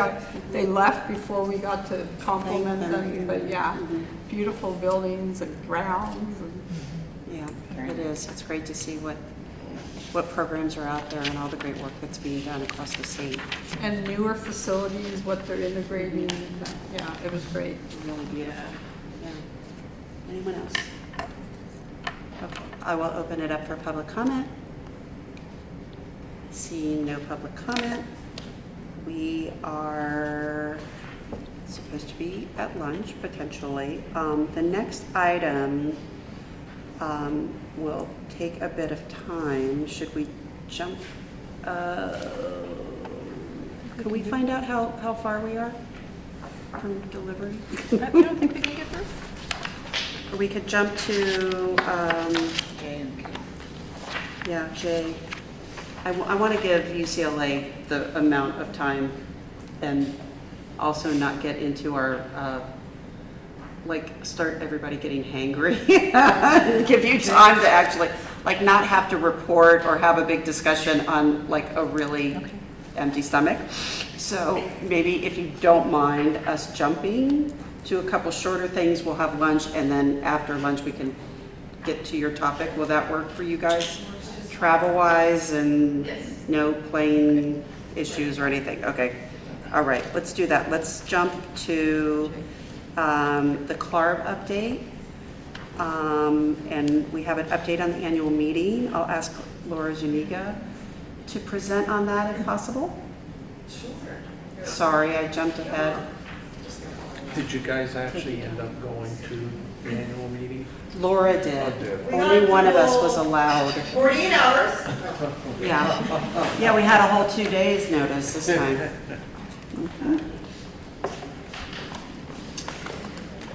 So yes, we were approved to attend, one person was approved to attend the CLARB annual meeting, and so Pamela and I drew straws, and I attended. And CLARB was very nice about making accommodations for us at the last minute. So it was in Lexington, Kentucky. It was a great meeting. They talked a lot about their international outreach efforts. They're part of IFLA, which the full name escapes me at the moment, but International Federation of Landscape Architects, I think. So actually those efforts were really impressive. They had members from there presenting the framework that IFLA has done on landscape architecture, and I could send out some information to the members. It was there's some documents and frameworks they've provided that are on their website that I think are just very helpful in looking at kind of the international practice of landscape architecture. We took a beautiful walking tour of a new public-private park that was near the hotel that we stayed in. That was actually all funded through private money. It was fantastic. And it just opened the week before. There was a concert the night before we went there. Yeah, it was beautiful. We had there wasn't really much of an election because that was done in a virtual meeting prior to that. We had a presentation on AI as kind of the keynote speaker. Those were kind of the highlights. There was some discussion as well, not as much about CE, but a little bit about kind of the federal, or I guess the framework. There is an advisory committee that CLARB participates in on community education, so I can do some outreach to them in terms of what it looks like at the other state levels, or with other states, and see what the trend is. Those are kind of the overall highlights of the meeting. It was, as always, their meetings are very educational, but they do a really good job of a balance of information. So, anyone have any questions? Yeah. On the world of AI. Yeah. What was the presentation specifically? Was there discussion time on that? There wasn't really discussion time. It was kind of just adapting to the use of AI. I don't believe they provided any slides, but I'll go back and look at my notes. I don't know if what I sent you had anything, but I'll see if CLARB has anything that I could send out to you. Yeah. Okay. And they're sort of, are they approaching it in a similar manner that CAB and LATC are? That Yes. we're just sort of keeping an eye on it and seeing where regulation Right, might need to come right. in. And there was a session too on like regulatory and legislative efforts in the different states. There's often a hot topic in other states. It's not as much in California, but there are deregulatory efforts in other states. Also trends towards what's called universal licensure. If you have a license in one state, you don't need it in another state. So we have not faced that in California, but certainly some other states are facing that. Okay, is it something they see? So maybe just something that we keep an eye on. It's definitely something to keep an eye on. It's also something that exists for architecture as well that NCARB keeps an eye on. And so they both, NCARB, CLARB, and then a few other associations work in one association together called ICOR, the International, Yes. I don't remember what that stands for, Right. but it's Art affiliated Association. professions, yeah, and so they monitor that very carefully. Oh, look at okay. trends, so. And ICOR, that was one of my questions, did ICOR give a presentation They did. again this year like they did last year? Yeah. And continuing to work, any big news from that? There wasn't really anything I thought that was too significant for us. And in that, they talked about legislative trends, what they saw in other states, and highlighted a few. But nothing for us, at least, to be concerned about, which was good. But definitely other states have more challenges. Okay. And you will check in on the continuing education, you said? Yes. Okay. And then, I know as far as the member board executives, do they have a new chair? They do. I'm the chair of the member board executive committee this year. So we have an orientation next week for anyone on a committee, and then we'll have a meeting next month. And so I can kind of talk to, there's about 8 executives on the committee, so it's a good cross-section, including one in Canada. So I can also talk to them more in detail about CE and see what they're what trends they're I think we're experiencing. lucky that we have you as the chair. That's awesome. Yeah, I think it'll be a great experience. I'm happy to do it. The Clark staff is really nice to work with. It's a great organization. Yeah, they really value the service, so it's nice. That's all I have. Anybody else? No? Great. Thank you. See the questions, I will open it up to public comment. No public comment. I'm going to adjourn for lunch, I think, unless we don't have lunch. Do we have here. lunch? Well, It's here? just Yay. got here. Okay, we're going to adjourn for lunch. I'm going to give us a half an hour so that we can keep things moving. We still have a bit to cover, and I know UCLA is going to take some time, so. There was a comment about working through lunch and whether he was allowed to not take lunch. Yeah, he Huh? can, so if we just return at 1, that'll be 27 minutes. I like that. And then that way we can move forward, but we can't eat on the webcast. Oh, okay, there we go. They frown on that. They Yeah. frown on that, okay. Yes. So We're taking a break. We'll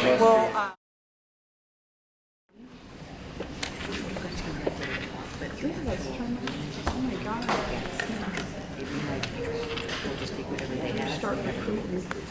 So Marty would have to be. So you're gonna step out.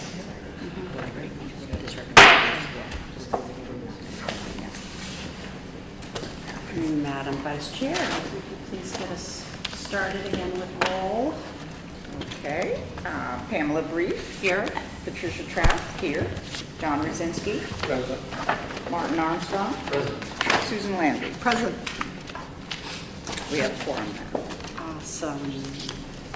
We are on to the next item, which is review of UCLA Extension. Given that I am an instructor at UCLA Extension, I am going to recuse myself. I'm handing it over to Vice Chair Truff to continue once I am out of the room. Thank you. And don't forget to come back. Yeah, trust me. Go get her. I don't, we don't need to do this. No, but do you have a mic near you? There's one right here. With that one over there. Here.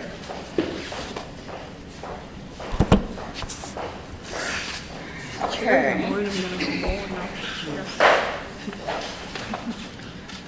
The next agenda item I, is review, discuss, and possibly take action to make a recommendation to approve UC Los Angeles Extension Certificate Program Site Review Recommendation. So with that, I'm going to turn it over to Martin, and you're going to present this? Yeah, I'm gonna run with it. Okay. Yeah. So Marty Armstrong, I'd like to bring up Kimberly Velasco and Michelle Sullivan from the UCLA program. If you guys don't mind sitting up here.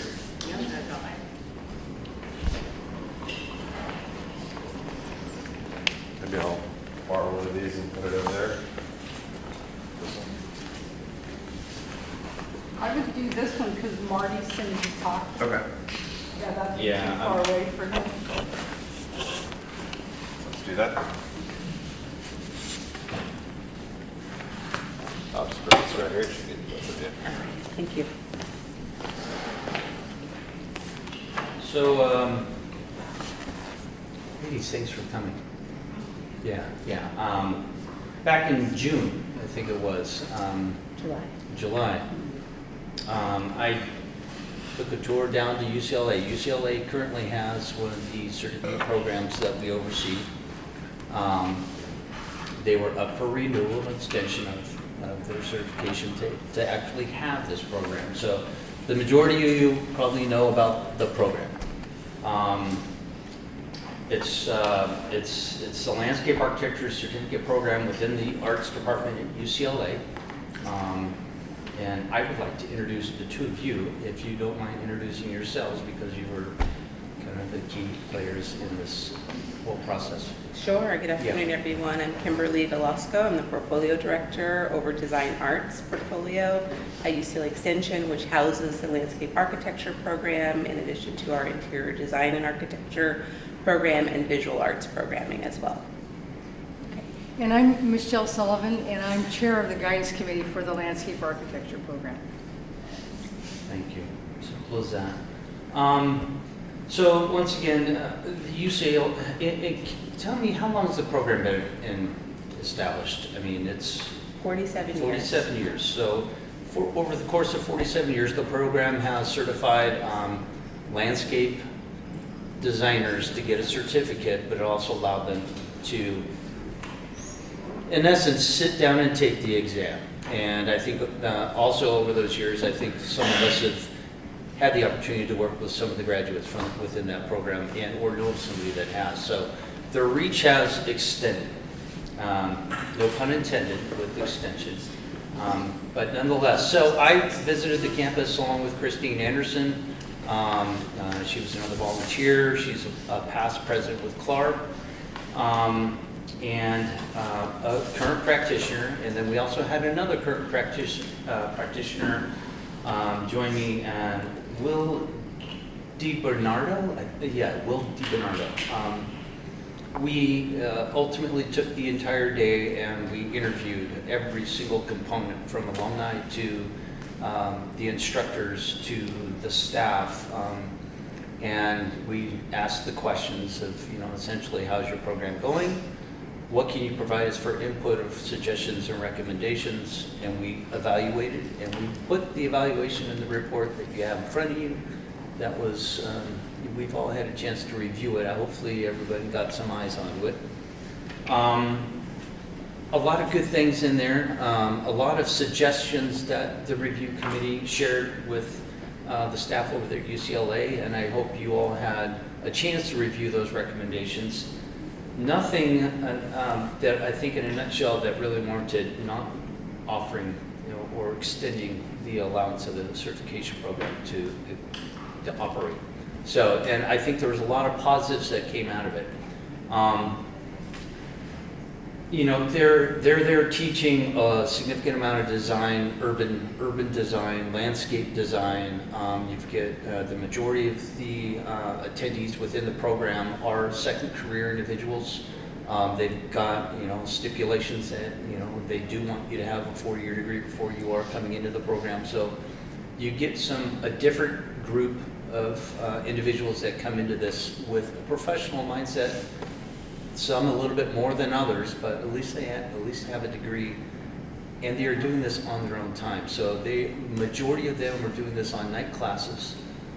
They're doing it online, and this is one of the things that we'll dive into that I think we've all benefited from it during COVID, but they were doing it before COVID, and we can definitely see how they've excelled the program to really capitalize on what that teaching curriculum really, how it works.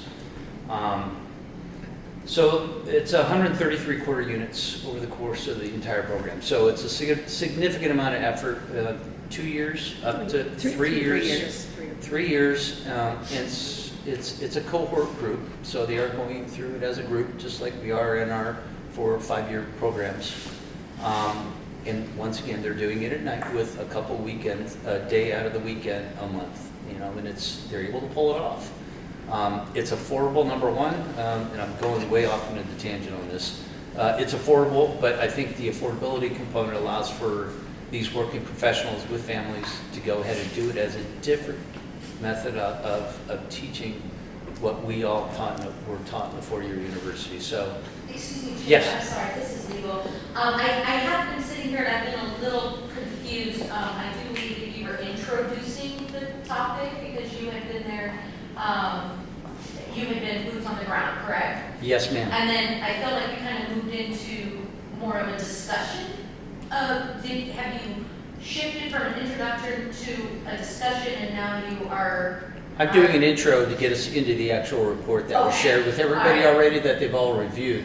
Correct. So we can actually go into it with background information. I don't know if everybody knows everything about the program. I just want them to have the awareness. Because it started to become more of a discussion and an opinion as a board member rather than a discussion of the recommendation as a whole. So that's where I was a little confused, and as legal, I needed to make sure that we had that clarified as to what is, we went, we saw, and the recommendation was provided, and then opening it for a discussion by the chair for the I will get there, yes. Okay. Okay, All great, right, thank you. thank Yep. So the program in itself, so the evaluation report that you had a chance to review. And Heather, you did put together the PowerPoint, but I'm not sure if everybody saw the PowerPoint. I've got a copy of it, but I don't know if I'm the only one that has that copy. I think you are, Marty. Okay, okay. I thought we were gonna be hooked up to PowerPoint. Okay. There was a PowerPoint that was put together. I'm the only one that has, I don't know if I can share that. Can I? I'm asking, yeah. Don't know, is this something that is posted online? Was it? No, okay, okay. Then I will not, I will just, am I allowed to read off of it? Yes, and we can post it after the fact. Okay. It goes into the mission and objectives. I mean, I think I kind of touched on the majority of it. I'm going to go through it. So there were standards. There was, in essence, 7 different standards that we reviewed for the entire thing. Number 1, it was the program mission and objectives. The second one was the program autonomy, the governance and the administration. The third standard was the professional curriculum. The 4th, student and program outcomes. The 5th was the faculty. The 6th was outreach to the institutions, communities, alumni, and practitioners. And the 7th standard, the last one, was the facilities, equipment, and technology. All those were included in your report. You know, I guess I could open it up to discussions because I'm hoping everybody had a chance to review it, and our recommendations were also included in there. And I leave it open to the board to start the conversation. Okay. Could we review, could you share the recommendation? For all the standards? If you go to they're summarized on page, I don't know if this is the same page. I will read the suggestions for improvements if you would like that. There's one required recommendation, which is to appoint a program administrator immediately, and then there are suggestions for improvements. There's 4 suggestions for improvement. Yeah, I can read those off. Number 1, I mean, we could start here. The main parts of the entire review. Number 1, the one recommendation we made to UCLA was to appoint a program administrator immediately. They did have somebody that left the program that was a key integral part of it to keep it all together. In essence, we recommended that UCLA Extension should prioritize the appointment of a qualified program administrator to ensure leadership continuity and regulatory compliance. As part of this process. Excuse me, Marty, where Yes. is that in the report? It is in the What report. page? I believe it's 53. Of the report 23 or of the packet? Go into your packet and I Of will the need to pull report, it up. Hold on, 23 of the let me report. confirm the Okay. exact page. Right at the end. Thank you. Uh-huh.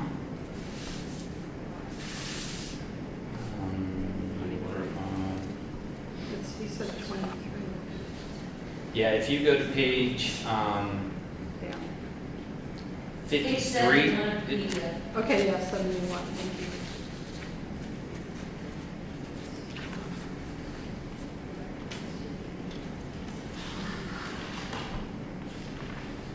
Yeah, so as part of the process, the institution should formalize and distribute the critical functions previously managed solely by the former AD. This will help institutionalize the program operations, reduce reliance on any single individual. So that was the only number 1 recommendation that we made as a panel of 3. We did have 4 different suggestions for improvements, and I'll read those off. UCLA should develop and implement both a formal written evaluation plan for the landscape architecture certification program and a succession plan for key leadership roles. Additionally, the recent departure of the AD occurred without a succession plan in place, resulting in disruption of the continuity and strategic planning. Establishing these foundational plans will strengthen institutional resilience ensure compliance with LATC standards, and support the program's long-term stability and effectiveness.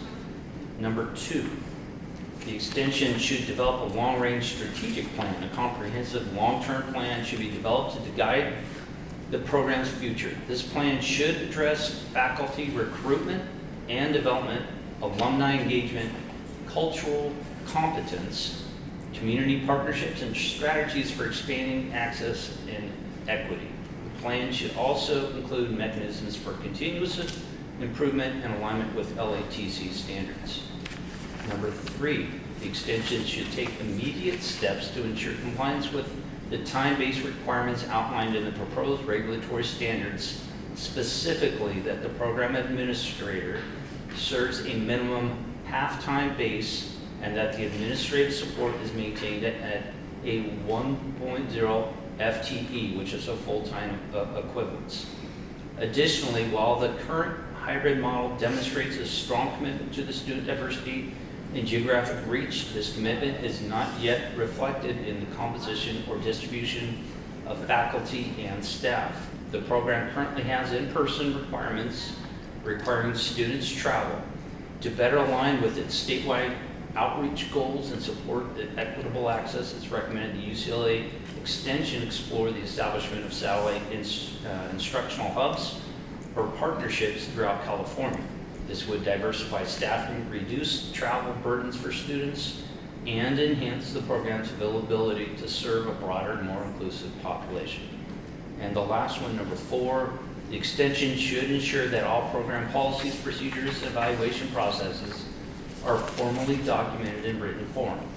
While many practices are currently implemented effectively, the absence of formal written plans limits transparency, continuity, and accountability, particularly during periods of leadership transition. Establishing and maintaining comprehensive written documentations will support consistent program administration, facilitate regulatory compliance, and strengthen institutional memory. So there we have it. Okay, well, what I'd like to do first is, look at the recommendations and the suggestions and have the committee comment on those. Yeah. So, Susan? Yes, Susan Landry. Marty, question. On page 22 of the report, number 70 of the packet, standard 6 faculty, you say assessment met, and the next category would have been met with recommendation. Shouldn't you have checked the box met with recommendation? Because up above you have it that the director's gone and the long-range plan. Yeah, what? Page 22 of the assessment, but number 70 in the packet. 70 in the packet. Standard number 6 faculty. Assessment met, but the next checkbox would have been met with recommendations. Shouldn't that be the box checked? I think as a group, there were things that we felt like they met. So I think this is something that they met. But you're recommending. But we still made recommendations. So they can still meet the requirements that we have established, but we provided recommendations on how they could improve it. No, I understand, Yeah. but then why isn't that the box check? It's reflected in standard 1. The faculty, the admin portion is reflected in the first standard. So the first standard, okay, Page so I'm 11 looking of at the report. wrong page. You just go to page 11 of the actual report. Okay, That thank you. admin piece is referenced in that standard. Okay, I The other got one's it. I'm really wrong. about the faculty, yeah. Okay, thank you. Yeah, Sorry yeah. for the Sorry. confusion. Oh, no problem. It's a lot. Yeah. I was Yeah, like, there's a okay. lot there. I mean, Very there was, comprehensive. yeah. Thank you, Marty. This Sure. is very comprehensive. Yeah, and it was the whole team. So, Christine and Will we spent the whole day, but the faculty also had everything there. Ready for us to ask the questions. They had everything there in response, and I think they addressed a lot of our concerns while we were there. Yeah, So, it was a great report and great program. Good. Yes. Weren't we Thank there you. a couple years ago? Didn't we come to your campus? Yes, we did. We did, yeah. I don't know, like 5 years ago or something. Yeah. Okay, so I think we need to get organized so that we don't run out of time here. So first of all, I just want to say that, yeah, I've only heard good things about your program. And, you know, I've, reviewed portfolios myself. You know, you have another person on the committee that teaches there. So, you have our full support on this. There are some, I have comments, and I know all of us do, so we'll kind of go through them and then make a recommendation. So, Susan, do you want to continue? You good? Yeah, I Okay. just worried about the check boxes. Okay, and this is, really no reflection on the program at all. I had comments on the report. So I'm just going to kind of go through them. One of the items first off was the total courses, the number of quarter credits, and I saw different numbers. On page 3, there was 133 quarter credits, and then on page 9, there were 90 quarter credits, and then the next paragraph talks about 111. So, I'd like to see,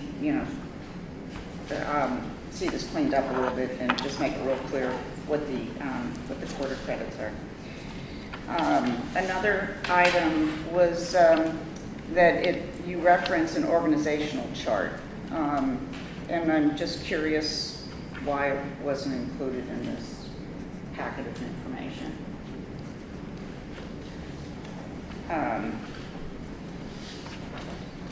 Another item, some of these are real minor, but I just want to bring them up. So we reference board, and I think we need to reference the committee, unless I'm misunderstanding something. So just for example, on page 9, it's referencing the board. It gets referenced quite a bit, but maybe that could be clarified. Are we referencing the board, and we're just a committee making recommendations, correct? We are making a recommendation today to the board. Right. Okay. Okay, but I'm just using this as an example. At least one half of the program's instructional personnel shall be licensed by it says board right now. I thought it should say committee, because we say by the committee of landscape architects. So these are the standards that we've had in place for several years, so I'm not sure. I hear that you want us to go through and make some technical changes. Yeah, this is what we've had. We've used the same template for years. okay. Well then, maybe it remains as board. It's really more kind of a clarification. But I would like to see, the amount of quarter credits that are required. I'm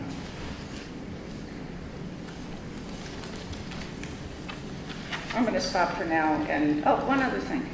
So under the curriculum, I didn't see anything for irrigation, and so I was just kind of curious why that wasn't included. Well, yeah, we can get to it. You here for me to answer? No, not yet. Okay. Just one. Okay. And then there's questions, questions that begin with how, and the answer we have is yes. So it looks to me like we need a little bit more information. I'm looking at coursework and areas of interest, assessment. 2, how does the program provide opportunities for students to pursue independent projects, etc.? And then the answer is yes. What page are you on? Yeah, where are you I'm on at? page 19. This is under coursework and areas of interest. And that, that happens multiple times. So, I see 4 of them right here where I think 5, we need a little more information in the report. So the assessment above it, as in assessment 1, and the team comments, yes, you want more information on it being met? Well, are you answering the question? That's what I'm. Yeah, well, that's how does the whole program report is. So look? assessment 1 has a team comments, and it's, does the student work demonstrate? If we're looking at, like, for example, on 19, the lower A, student learning outcomes, assessment 1, and we are answering, does it? Yes, that is the answer. I mean, do you want us to expand on yes? Yes. But When it's someone not- asks the question, how, I don't, I'm not trying to split hairs here, but if you ask how is something done, a yes is not answering the question, in my opinion. Marty read the section down at the bottom of the page. It's under F, assessment number 2, how does? And the answer is yes. What page are you on? I'm on page 19. Mhm. But when he read, does student work, that's down at the bottom under A. I'm up above looking under F, And I'm on a coursework different- and areas of interest, assessment 2, how? And the answer is yes. Okay. So, yeah, if we could just get a We little can more go back, yes. clarification. Okay.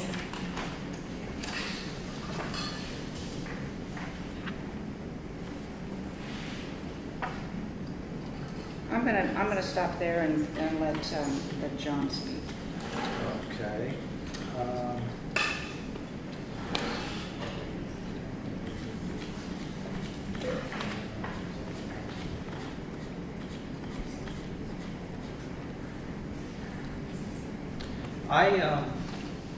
Having been involved in the last two non-accreditations, whatever it's called, approval of the program, that type of thing.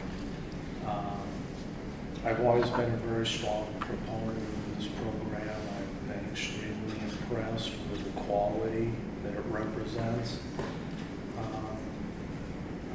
I guess my primary concerns are, at this point, have more to do with the structure of the program itself. I know that it's moved primarily to a hybrid type program. And some of my concerns are that there's a number of resources that are typically available in a program like the library and a lot of those other things. And I'm just curious how those resources are made available to the students under a hybrid type program where they may never actually be on the campus itself. Are those resources being digitized and made available to them? Or, that's one of the things, because I know that I see the recommendations being kind of tied in with that, because I know previously the program was in person, at least the 2 times that I went through this process, and it was very clear visiting and seeing those resources that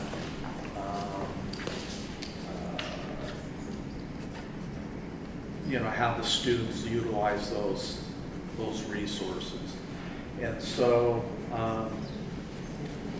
I guess one of my concerns would be as the program moves forward and we're looking at what the standards are for certifying the program, are the students still getting value for what their, what the mission and the goals of the program are? Are they able to take full advantage of that?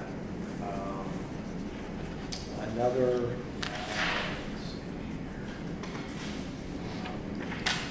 obviously, probably our top issue would be the appointment of the new program administrator. I don't know how far along that is or whatever, but that specific requirement is written into our law as far as the certification goes. And so we want to make sure when we approve the program for another 6 years, that requirement is going to continue to be met, because that's extremely important. As far as the suggestions for improvement, I think again it kind of gets back to documenting the things that are mentioned in here so that there's a clear transition plan in the event that personnel turnover, that type of thing. And so what I'm looking at this is that these are things that we're going to definitely want to see from the program moving forward, so that the next time that we go through this certification process, it's very clear with how the program is organized, how it's run, is it meeting the requirements for certification. So getting this stuff under organized and under control, I think will really help that process going forward. It'll be a lot easier for us to review the program and continue to give our support for it. Let's see.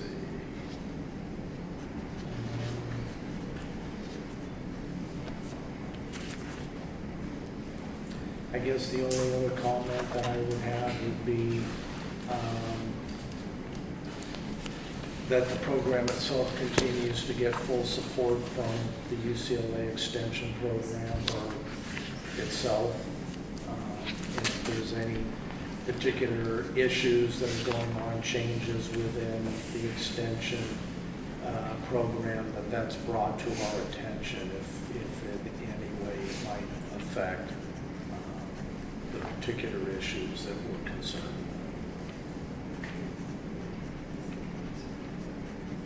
Okay, so I would like a clarification. We're going to make a recommendation today. What happens to this document that we reviewed? Okay, so we, as a committee, we asked for volunteers to visit, and Marty volunteered. So he went down there with the team. He is representing LATC. The team went down there and did this review based on all the extensive information that UCLA provided to us that in the spring semester. They gave us a chance to review before we did the hands-on and looked under the hood. So Marty led the team, came up with one required recommendations, which is to get the administrator hired as soon as you can. And then these other 4 suggestions for improvement that the committee believes would strengthen your program and make it better. So UCLA has responded. They put the responses in the packet and said what they were going to do and how they were going to address those. And based on what the review team recommended and the response from UCLA, as you can see, there's a draft letter that I've already drafted approving the accreditation for another through 2030, with the primary recommendation being to hire that person and paying attention to those 4 suggestions for improvement. Now, if there are things that the team missed, is that what you all are saying? Then maybe this is the time. No, I think it's very thorough. It's just, it seems like it needs like a fresh set of eyes looking at it, just reading through it, because, there's, as I mentioned, like the credit hours, it's not clear to me, because there were 3 different numbers in there. Those types of things I'd like to see cleaned up, because I'm assuming that this document goes to the CAB. Am I correct? Mm-hmm. Okay. Yeah, this information will go in, yes. Okay. So we made a note that there's a discrepancy in the number of units for the program. I'm sure we will allow them the opportunity to see and get some clarification on that. We need to make sure the programs, the document fully reflects that. Yeah, and there honestly is, I think, some redundancy here too. So I don't know the document in this report or whatever you're calling it. There is, and it's based on the 7 standards that are in. And this was a template that you were supposed to use. Okay, Yeah. got it. So there's some redundancy. Okay. We'll look for the units, and we'll look for any other clarification, so the document that goes to the board will just have those units. Okay. So right now, what we want to do is, since we reviewed the team's report, the 7 standards, we have UCLA's response. They're sharing what they're going to do, right? But they've done what they're going to do. It may be that you guys are finished on the position. Speak? Yeah. Okay. Well, we'd like to open this up to the 2 of you and give us some more background, give us your perspective on where you're at on this. So, go ahead. Okay, so, here's, basically, I'm just gonna read this little thing, and then I'm gonna try to answer some of these, we'll try to answer these questions. Is that okay? Okay, just, Real quick, are you reading the letter that we already have? No. Okay, this I'm is not. new information. Yeah. This is a public comment. Okay, this is your bad. So, Yeah, I thought maybe if I could scroll to where it is. No, I'm going to read this and then I'm going to actually, Kimberly's going to read and then we're going to answer your questions, okay? Okay, so as mentioned, I'm going to just read this, helps me because I want to organize. I'm Michelle Sullivan. I'm chair of the guidance committee for the UCLA Extension Landscape Architecture Program. Our program has now reached from the 47th to the 48th year, since 1977. My involvement with UCLA Extension Landscape Architecture Program began in 1984. I was a student, and after my completion of the program, I continued to volunteer as an alum. My involvement increased when I joined the guidance committee 10 years ago. In the last 5 years, I've been chair. During these last several decades, I've seen continuous stewardship and growth of this program under Program Director Tom Lockett from the 80s to the mid-90s, Alexis Schaefer then until 2007, and most recently Stephanie Landrigan until her retirement of June of this year.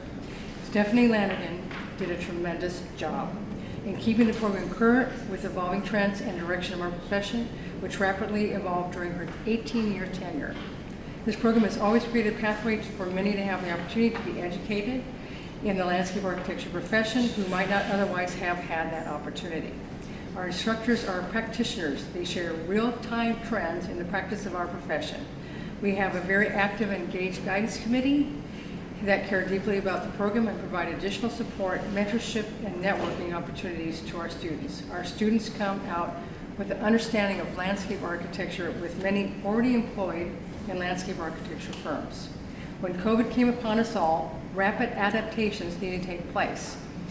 And much like landscape architecture firms and allied professions, our programs went online. This new platform of instruction has provided tremendous growth to the program, expanding our reach beyond Los Angeles to the rest of the state and beyond. With the recent retirement of Stephanie Landrigan, the program is in a place of transition. With much respect to the dedication and growth of Mrs. Landrigan has infused the program, as we transition forward, we see new areas of growth to stretch into. We very much appreciate the LETC site reviews, assessing our program, reminding us of our strengths, and the recommendations and suggestions on making our program even better. UCLA Extension Kimberly Velasco, Portfolio Director for Design Arts, along with the forthcoming hiring of this Landscape Architecture Program Director, will continue to build on the past program director's accomplishments and building blocks while also pushing forward in new ways to expand our reach and providing exceptional instruction, mentorship, and opportunities aligned with our landscape architecture profession. We respectfully request the LETC's recommendation to the California Architectural Board for an approval of a continuation of the UCLA's Extension Landscape Architecture Certificate Program through December 31st of 2030. Thank you. I'll follow that with a few words of my own. Thank you again for your time today. We really appreciate you allowing us to be here today. As I mentioned earlier, I am Kimberly Velasco, and I have the privilege of serving as the new portfolio director overseeing the landscape architecture program. I'd very much like to thank the visiting team that came down in July in offering their thoughtful review and for their constructive recommendations outlined in the recent report. The site visit and subsequent feedback have provided us with a valuable roadmap for continued growth and excellence. We are proud of this program and its long-standing reputation for the academic rigor, design innovation, and community impact. Over the years, our faculty, staff, and students have built a learning environment that is both intellectually challenging and deeply supportive. Enrollment has grown steadily, and our students continue to demonstrate high levels of engagement, whether through studio work, community-based design projects, or professional networking. In response to the committee's recommendations, I'd like to highlight that developing a formal program evaluation plan, appointing the new director, program administrator, and initiating a long-term strategic plan are three key areas of focus moving forward. These recommendations will allow us to systematically assess learning outcomes, curriculum effectiveness, and student satisfaction that will include measurable benchmarks, regular data collection, which we haven't done very well in the past, and faculty-led reviews to ensure continuous improvement. My personal goal in this role is to strengthen coordination among the faculty and instructors, support students more effectively, and maintain alignment with both UCLA Extension and state accreditation standards. Greater diversity and inclusion, along with new community partnerships, all with a clear vision of preparing students to meet the complex challenges of today's built and natural environments, will be paramount. Our overarching goal is to ensure that UCLA Extension's landscape architecture program not only meets and exceeds the expectations of the profession and the state. We are deeply committed to preserving the program's legacy while positioning it for a vibrant, sustainable future. Thank you again for all of your partnership and guidance. We look forward to continuing this dialogue and working together to strengthen a program that truly reflects the creativity, professionalism, and purpose of landscape architecture throughout California. So now we can answer a few of your questions. I'm going to start with what's top of mind, which is hiring the program administrator. So currently where we are right now is, I'll say this first, and I mentioned this to Martin earlier while we were walking through the gardens, that as we know, higher education right now across the country is taking a pretty brutal beating right now, and not just UCLA, but the UC system as a whole. Fortunately, we have identified a candidate. That candidate has been interviewed. That candidate is in the system, in the queue. So now we are just essentially in the waiting stage right now. Because all of our hiring goes through main campus Senate, which a lot of folks don't know that actually Extension, as many of our instructors, our staff, everyone goes through the main campus. So what typically takes anywhere from 30, 60, 90 days on, the faster end, we're kind of at a deadlock just because of what's happening with the main campus right now with this administration. And so we're in there. It's just a matter of when we get that email that says green light, you're good to go. But that person has been identified. We feel that person is going to be an extreme benefit to this program, to Stephanie's legacy, and all those that came before her as well. We know that the recommendation is 0.5 as a whole FTE. However, with the hiring freezes and things that are going on in the system right now, 0.45 is what the university can give us, which is not quite 0.5, but it's when we break down the math, it's a matter of about 2 hours difference. And so with that 2 hours, we'll find, we have mentors, we have the guidance committee, we have folks that can, pocket that couple of hours if we need to. So that's where we are. We have full support of our dean, Dean Eric Bullard. He understands what this program is, what the value is. Of course, we just graduated our 47th cohort, which was really exciting. We had a packed house at our graduation just earlier this month. And we understand the value of this person. I understand the value of this person because I'll be writing sidecar very closely with them as we continue to grow this program. And so I am, if not myself, Michelle as well, huge advocates on a weekly basis. We're checking in with our people operations departments. Where are we at? Checking in with this person. So they are communicating, letting us know you're in there. It's just a matter of getting through some of these bigger monuments that are ahead of us, just as a whole institution. I'll lastly say that our chancellor, Julio Frank, has enlightened the entire campus, main campus and Extension, with his new vision called UCLA One. And so for many years, folks would look at Extension as kind of the redheaded stepchild in a sense to the main campus, but now he's looking at us as a whole, and that's something that we haven't done before. So we're looking at new partnerships with main campus as well, which is really exciting, and they're equally excited to work with us. So that's more shared instructors and faculty as well, which would cut down on the amount of process time. If folks are already in the systems and ready to go, then we can use them as well as we continue moving forward. We can use them as guidance, we can use them as mentorships as well. And so we feel like having that extra package of folks through main campus is really going to help us accelerate our goals as well. Okay. So there were some questions, and so we should get to that. So one was irrigation. I just tried to take it down. End of the second year, we teach irrigation. We're one of the only programs that does these days. So just so you're aware of that. And then John, you asked the question about the hybrid structure, and one of your questions, and you can always chime in if I don't catch it at all, was about the resources, the library. And I know that was a requirement. It's interesting because we've evolved. I'm old school. I have books, the biggest probably library of botany books and landscape architecture books ever. And we had a library that was in the Westwood campus office, and it got boxed up because that building got moved away. And more things are online. And even, I have to admit, in my own profession, I crack about 3 books, and the rest I go online. So it has changed in terms of that evolution of where knowledge and information comes from. And the main campus is still available, but you know, we are hybrid and we are expanding out statewide. So that's my answer to that. And we do use Canvas for information sharing as well. Our faculty, anywhere information comes from, even if it's our staff doing research, we push that out through Canvas so that our students have that readily available to them.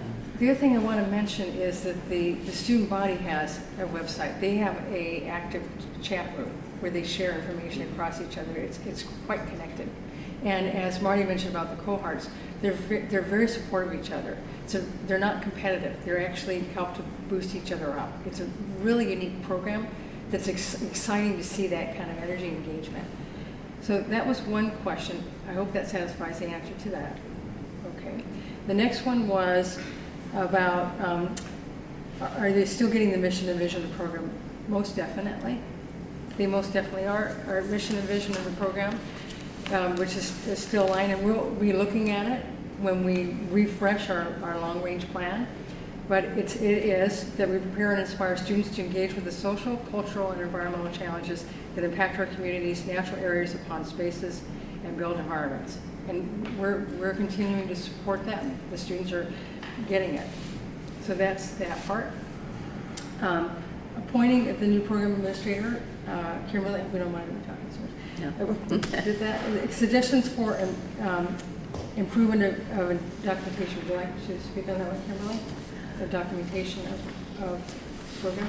Yes, so in the long-term plan, both the evaluation piece of it and then just the strategic long plan as well, we know there's a big gap right there. There's a gap that hasn't been documented formally, and so that's something that myself, along with our administrative staff, is getting into immediately. We kind of see, with my coming in, I'm 3.5 months in or so, Stephanie coming out, Melissa being on leave, so there's like, a wake-up call, essentially, that we know that we need to be able to pull electronically or analog document to say this is where we need to keep the wheels turning. And so that's something we're working on actually right now that's on my plate as we speak.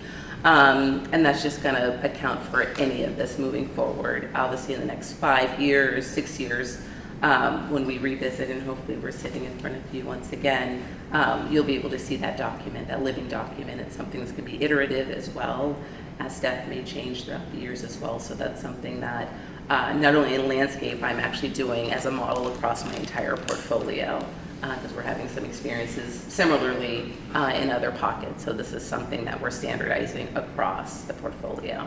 And my other colleagues and other directors are also following suit.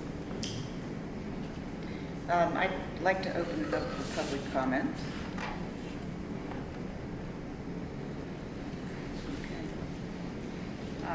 You have a question that wasn't answered about the units. There's multiple different numbers in there. 133.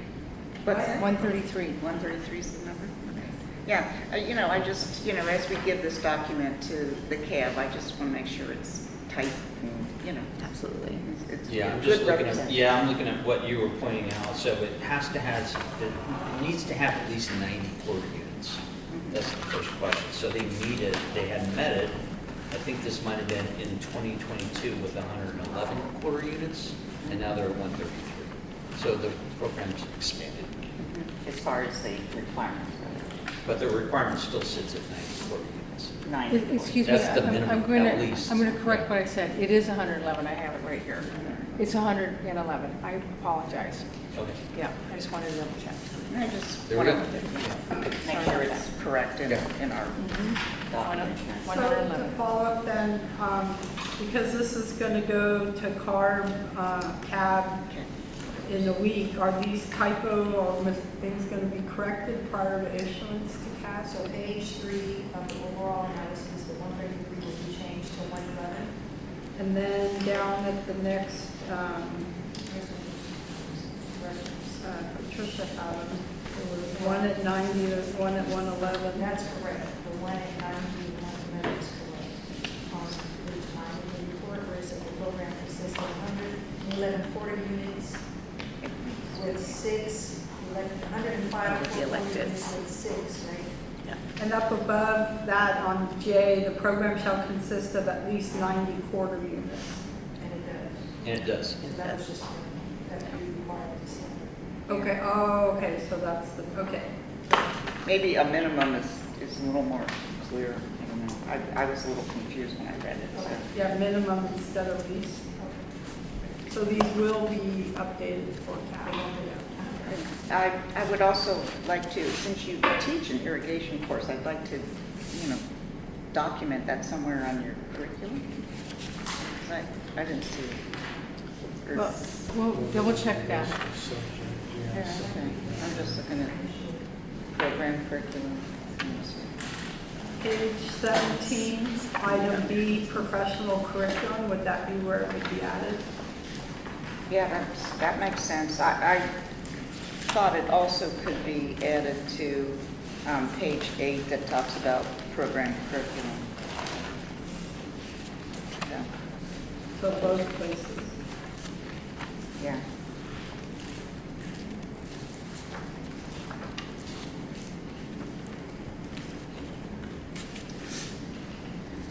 Okay, additional comments?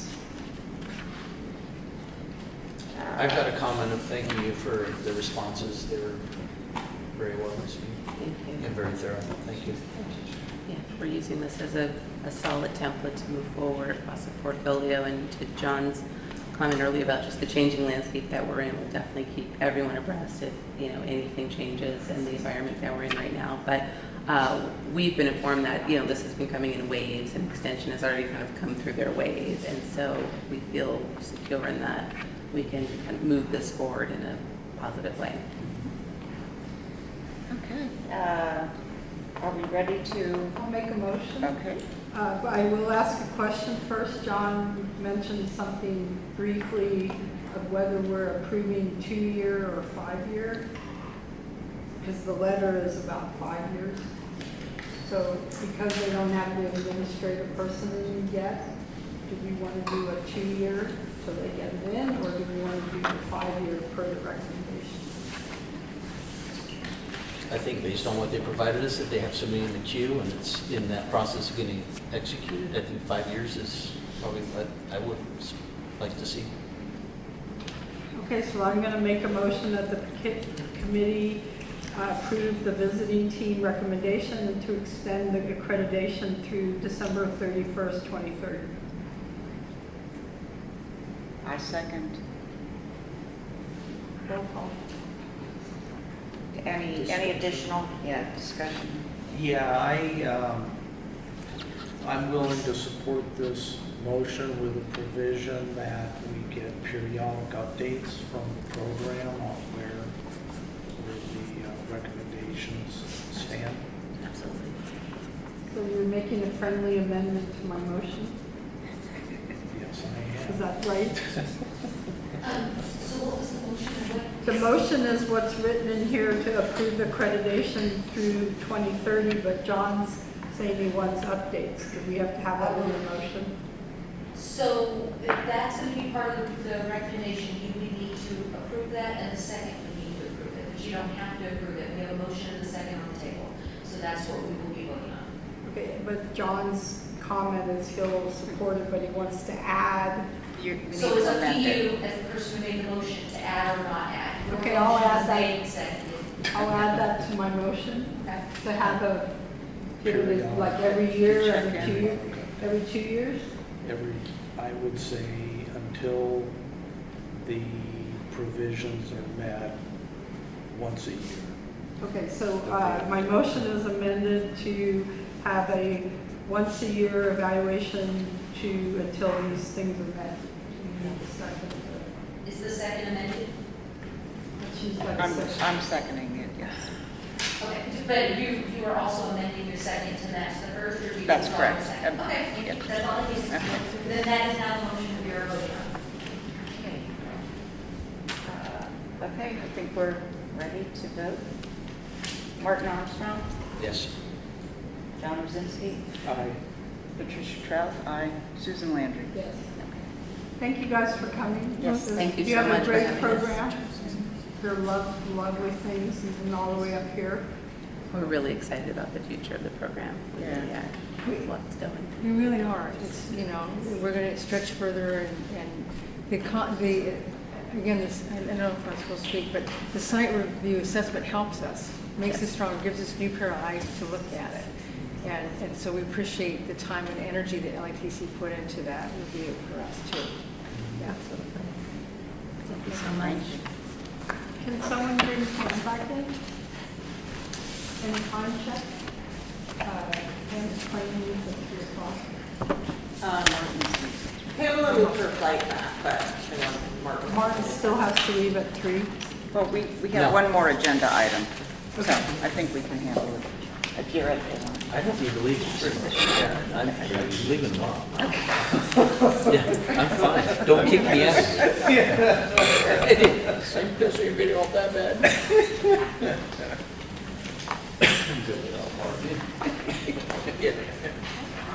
We're bringing Pamela back? Yes. Do we want to take like a 5-minute bio break? Sure. All those on the break? Yep.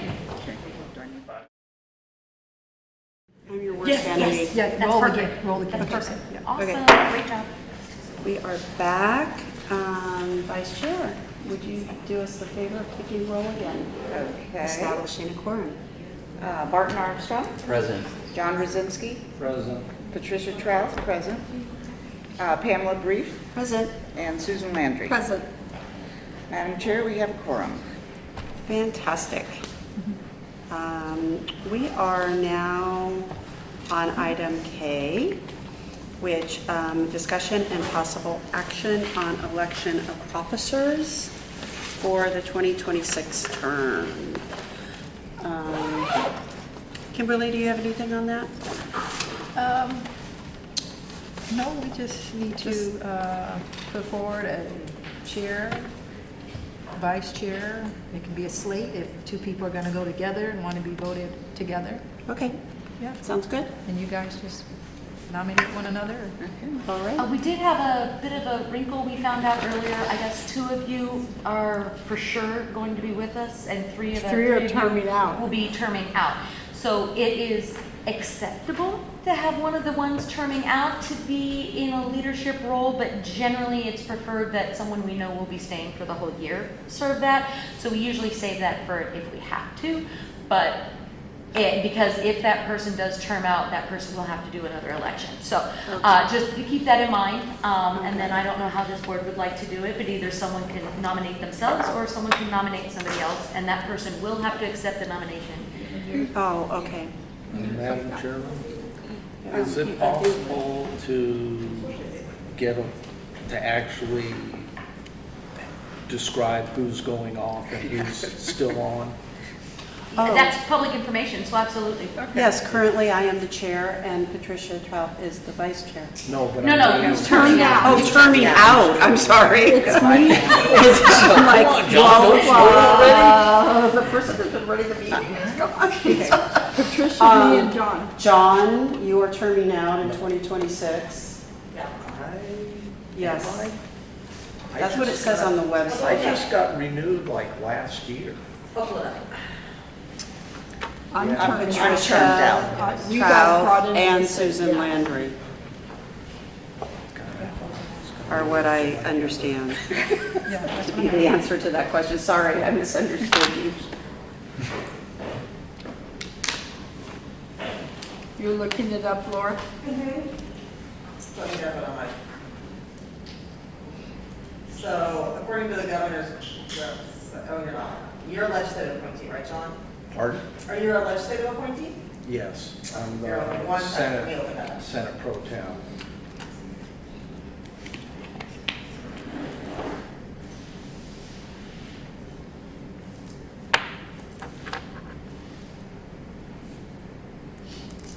According to my notes, John, you were reappointed, you originally appointed in February 2019 for a term that expired in June 2022. You were reappointed June 29, 2022, and your term expires June 1st for 2026. June 1st, so this coming June.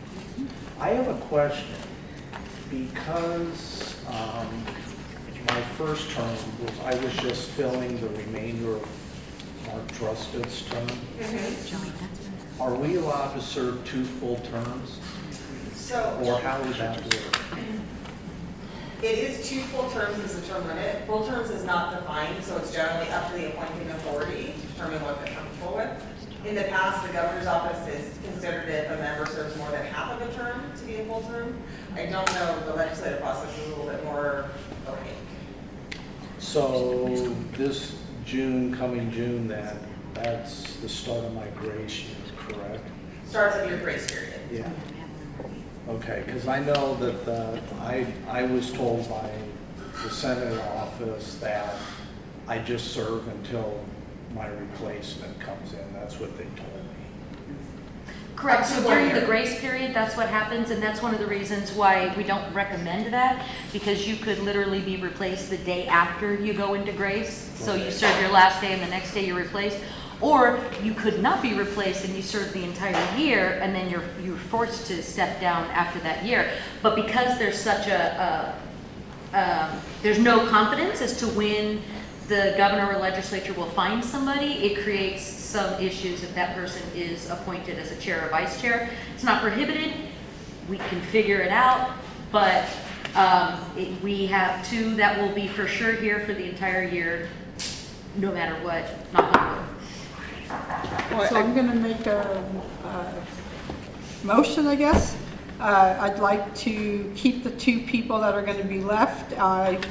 Marty's so new, I would like to have Pam be the chair again, and Marty, if you're willing to accept it, be the vice chair, so as a slate. I second that.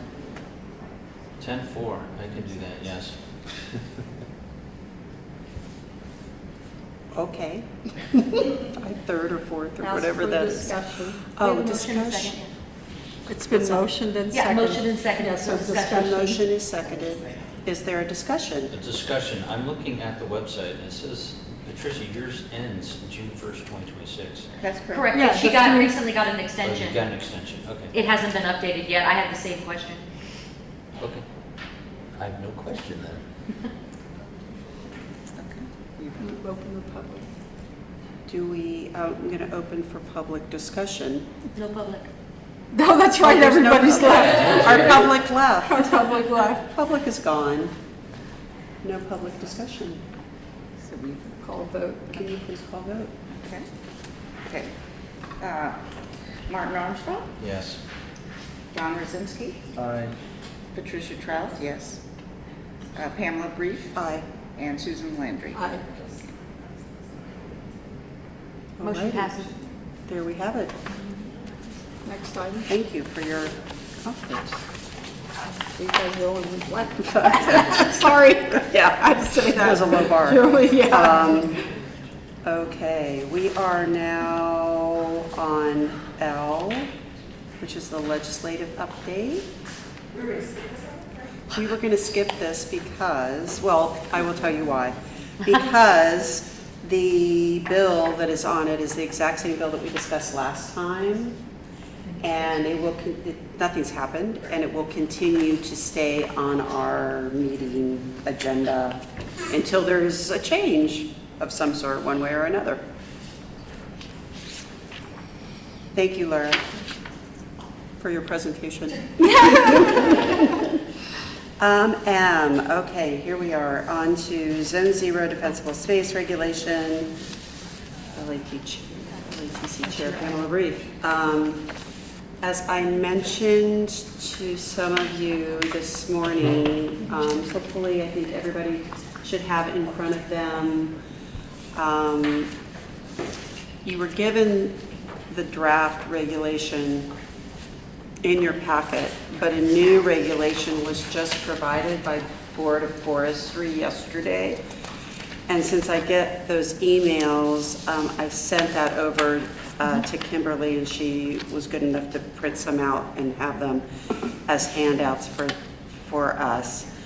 I'm going to go through their summary document because I think that is the best to describe the big changes that have happened to this regulation since we last met with them in Southern California. And there's been a lot of movement in a very positive direction. In addition, I'll ask you to read the entire draft regulation. We're not going to go through it bit by bit today because we talked a lot about it last time. But there is a meeting this Thursday on WebEx or Zoom or whatever platform they use. I would encourage you, I think it's going to be a pretty interesting meeting, and I would encourage you to attend and voice reiterate your feelings about it as landscape architects, because I think that's important as well. I will attend on behalf of LATC and discuss what we go over right now and come into conclusions. So just a quick reminder that the Zone 0 is that space within 5 feet of the building structures, from the facade of the building out 5 feet. And this is not only pertaining to homeowners, although they talk about homeowners a lot in this regulation, but it's not only for, it's for the state of California. And there's two responsibility areas. There's the state responsibility area, for which Zone 0 will apply across the board to all areas within what they call the SRA. And then there's the very high fire hazard severity zone, which has been abbreviated VHFHSZ for short. And that, even though that's not short, that lands in what's called the local responsibility area. So that's a lot of the jurisdictions that we probably live in. And so let me reiterate that only in the local responsibility areas, the LRA, only those homes in the very high fire hazard severity zone have to follow this regulation. Although I will say that on a personal note, some of what I think is being used by insurance agencies, we were recently looking for insurance and we're told that we were in a very high fire severity zone when in fact we are not. So I think there is some confusion and ambiguity within that. So I'll just state that that's something for us to consider as we're talking about this today. So this requirement and summary rule text that they've included here goes through with an outline of several steps for homeowners to take as these regulations phase in over the next 3-year period from when this draft rule is approved. They're looking at that happening by the end of this year. So it would be a 3-year period starting 2026. They're asking for roofs, gutters, and the area within 5 feet of a home to be free of leaves and needles. There's a little bit more of an explanation further in. I'll talk about that. Removing combustible materials such as firewood within this Zone 0. Ensuring that fences and gates attached to the building must be made of non-combustible material for the first 5 feet. Ensuring outbuildings within 5 feet are built entirely of non-combustible material, and applying new construction immediately once the regulation is adopted to existing homes over a 3-year period. Applying discretion across the state for local fire agencies, this is new, to approve alternative methods that provide fire safety results as those outlined in the regulation. These governments may develop their own compliance methods based on local conditions and material, and historic buildings can also qualify as an exemption.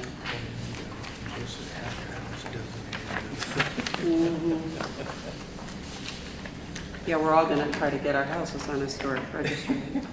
As the board subcommittee works to finalize the rule language, 4 different options have emerged for what types of plants or landscape can be included in the 0 to 5 foot area. These 4 options are important. Option 1, some plants in pots allowed. No flammable landscaping materials are permitted, including grass, shrubs, and mulches. And the exception is potted plants, under 18 inches tall and kept away from walls, windows, and vents. Option 2, some plants in pots and low maintained vegetation is allowed.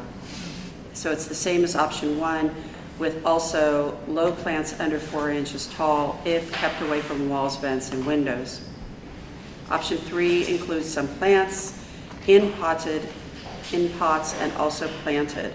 So no flammable landscaping materials are permitted, including dead or dying plants and mulches. And plants 18 inches high or less are allowed as long as they are spaced appropriately. And I believe what they are implying is that they're not touching one another so that the fuel ladder is removed, but they don't really define that. And not directly beneath, above, or in front of windows, doors, or vents. And then option 4 allows plants in pots and other vegetation in zone 0, but prohibits dead or dying plants, needles, leaves, weeds, and combustible mulches. I will say, I'd like us to, I am prone to looking at option 4 personally, and then I will open it up to conversation on the plant material, and then after that we can jump to the trees. But I think like one thing at a time kind of, I think would be good in this. My reasoning, originally we had talked to them about lower plant material, which would have been the option 3. They have added the in front of windows, doors, or vents. You wouldn't really have plant material in front of your doors. But in front of windows, I think, could create a situation where there's still no landscape material along a house facade, if it's a house that has quite a few windows. So I think that could be a bit prohibitive. What we, LATC, originally said was that we were trying to keep some plant material around the perimeter of the house, knowing that some of these homes that were saved during the Eaton and the Palisades fire, vegetation actually played a part in cooling the firebrand and helping to protect those properties. There was a video shown at the last meeting that I attended that showed in front of a window roses catching fire, but actually because of the density of the material, the house did not catch fire, even though the roses were even above the 18-inch mark, the 18-inch height. So there is scientific data showing this as well. So I guess what I'm saying is that I think there are cases where plants above 18 inches in height can actually provide a barrier. And if our goal is to save people's homes, in addition to them home hardening their homes, I don't want to remove something that could be actually preventative. So that's kind of where I stand. Any thoughts? So, Susan, so I want to go one step back to the requirements and summary of rules. And I'm mostly focused on the fence and the gate, which everybody has, and the 5 feet setback. And I looked up, the National Fire Prevention Association has a type 4 wood that can be can be non-combustible, but there's size restrictions. something like an 8-inch beam or something like that. Like it has to be that size? Yeah, there is a restriction on, like it can't be in this category, I don't think it can go smaller or big, but, and then there is 2 ASTM numbers. And then it also, under the NFPA, talks about ember resistant zone. And that doesn't, I don't know, I couldn't find how that relates to non-combustible, but I did look up, there is a treatment that you can put on wood to keep it from, to classify it as non-combustible. Okay, so there is that category. So if we're gonna go to the meeting and make any recommendations, I'd like a little clarification, because this is gonna hit the homeowners the most, is taking the fence out. Okay, so then they also talk about attached, where a fence post normally isn't attached to the house, but I'm assuming that they mean right next to it. Like right next to it? Yeah, so, okay, so it's this type 4 size restriction, ASTM. So then Where, we're gonna- and where does it say, let's see, ensuring that fences and gates attached to buildings? Yeah. Must be native, non-combustible. Where were you saying about the post? No, it's in this, in the National Fire Prevention. Oh, in that, it oh, says okay. size restriction, and then another website talks about there are treatments for wood. Okay. So clarification, and then under plants, if we go with option 4, it doesn't put in the language of not, because the ones up above have no plants in front of windows, doors, or vents, so 4 doesn't have that. Right. And then under 1, it talks about are allowed if kept away from walls. Well, what does that mean, kept away from walls? Right. Is that 1 foot, 5 feet, 3 feet? And that is only potted plants, so the only thing you would be able to have in that 0 to 5 area are potted plants. Okay, so it says allow plants in pots and other vegetation in zone 0. So you could have any vegetation? You can plant in zone 0. Anything, 3 foot high, 4 foot high? But you cannot have dead or dying plants, needles, leaves, weeds, or combustible mulch. Well, how are you not gonna have leaves? Very good question. Well, because, and let me Everything has say, leaves. let me say, on the ground.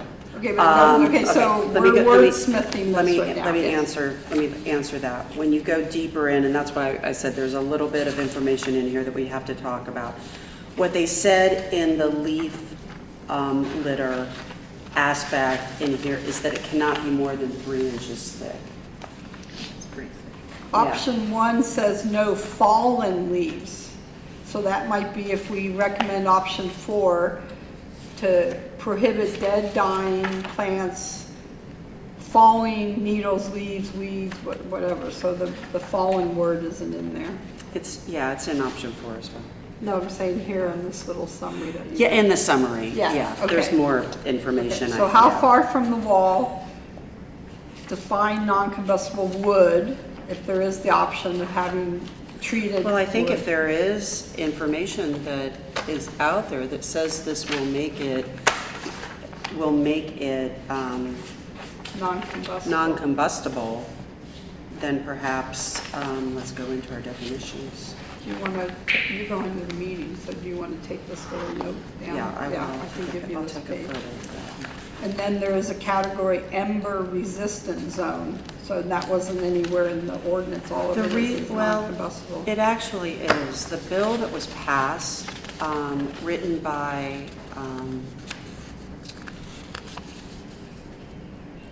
I forgot her name.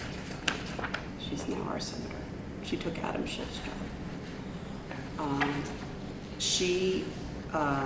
Friedberg, Senator Friedberg. She wrote this Zone 0, and there were no regulations like attached to it, and this is attaching the regulation language to it now. She described it as an ember-resistant zone. Okay, so The that is, subsequent work that has been done by the Board of Forestry has been creating a non-combustible zone. Okay. So they have changed the wording, and that has been one of the things that people that have been taught, that have spoken at meetings has discussed, that there's been a change in this wording. okay. So ember resistant zone is gone now, okay. Well, not always. It comes up in certain places, it's inconsistent, I'll say. Okay. Let's see, what was my other comment? Yeah, so spaced, what's spaced appropriately, what's adjacent to a wall, adding the word fallen to leaves, fallen Well, leaves. once again, this is just a summary to help, this was a summary to help people that had read the prior draft regulation to understand some of the changes. The real language is inside the regulation, which comes after that. So if we're gonna take a vote or whatever, are we voting on this language or the language of option We should 4? vote on the language within the document. Okay, so let me go to that one now. All right, so I'll stop now and read this. You want to point out where it is on this new document? Yeah, on the new document, it starts on page 3, and it continues through 5. But you're recommending option 4. That's just my personal, because I think, my feeling is talking about the windows specifically, could end up with the same thing that we've been saying, which is that there needs to be some type of vegetation to protect the house. And I think this could prohibit that. If they could strike out the windows and walls, I would not be opposed to 3. So I just wanted to clarify, we're not really The voting. agenda does not provide a vote, but what we can do is collectively kind of get our feedback. And then the chair can draft a letter with our comments or not. Or if the board so wishes, she can be instructed not to write a letter, I guess. But yeah, so we can, basically she can take the feedback and any information, and then she can move forward to provide a comment to the BOF. Yes. Okay. Yeah. And I am open to any other discussion. Patricia, I think you had something to say. Well, I guess I'm just kind of curious, has there been any conversation about like irrigation? You know, are they? Yeah, we have brought up, landscape architects, I should say, have brought up the fact that well irrigated plant material are not going to be a fire hazard, as are like something where the irrigation has been turned off and everything's dead. You know, I mean, so that's why they have. And so they have taken that, and we should be very surprised at what has come out of this, and very thankful for the listening that has happened by many people. There were a lot of landscape architects that spoke up the day they were in Southern California, people from Theodore Payne, native plant growers, a lot of people spoke up against the one-size-fits-all sort of thing, that like no plants anywhere in the zone, and that doesn't really fit. Especially in the Southern California area where homes are so close to each other. Areas where you are, Susan, the same thing, some homes very close to one another where 5 feet could be your property line, right? So we've My been, whole neighborhood. yeah, so we've been discussing that what this was thought about originally was people with larger amounts of land. And so they're being asked to cover the state. So that's why they're saying that the local jurisdictions can have more capability to regulate this, and we'll get to that. But I think, it would be nice if we decide that option 3 is acceptable, but maybe they take out windows and leave vents, or whatever it is that we feel comfortable with. I will take that and have that discussion with them, or write a letter, whichever we decide. Let me just jump in. I'm going to go on to the next topic, which is the trees, and this has been a real sticking point for a lot of people that spoke up, very concerned that they were going to have to remove trees from their property. And the Board of Forestry really did a big move on this one. briefly, tree option 1 is that well-maintained trees are allowed, and that local tree protections, like if an oak is a protected tree in your jurisdiction, that would be protected and exempt. That branches must be at least 5 feet away from walls and above roofs, and 10 feet from chimneys, and it includes the protected tree ordinance. And then number 2 is nearly the same thing, but doesn't reference the local tree ordinance, and it only stipulates that branches must be 10 feet away from chimneys. So it doesn't include the 5 feet off the roof line, but just the chimneys. And I think, and personally what we had talked about before, they had a 10-foot off the roof line, which we had discussed prior and said that 5 was, more reasonable. So I think they've kind of accomplished it, what we were asking for in option 1. Option 2 being even, giving a little more leeway. So that's it on this part. Is that the crown has to be trimmed up at least 5 feet above the roof line?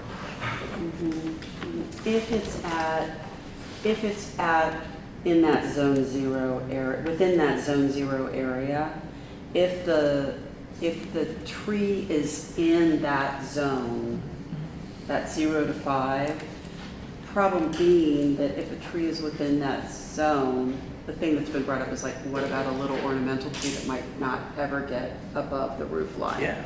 In which case, keeping stuff away would mean that one side of the tree didn't have any branches on it, basically, right? Like, so you start to get into like nuances of stuff, and that's where it's like, well, okay, based on that, is option 2 better?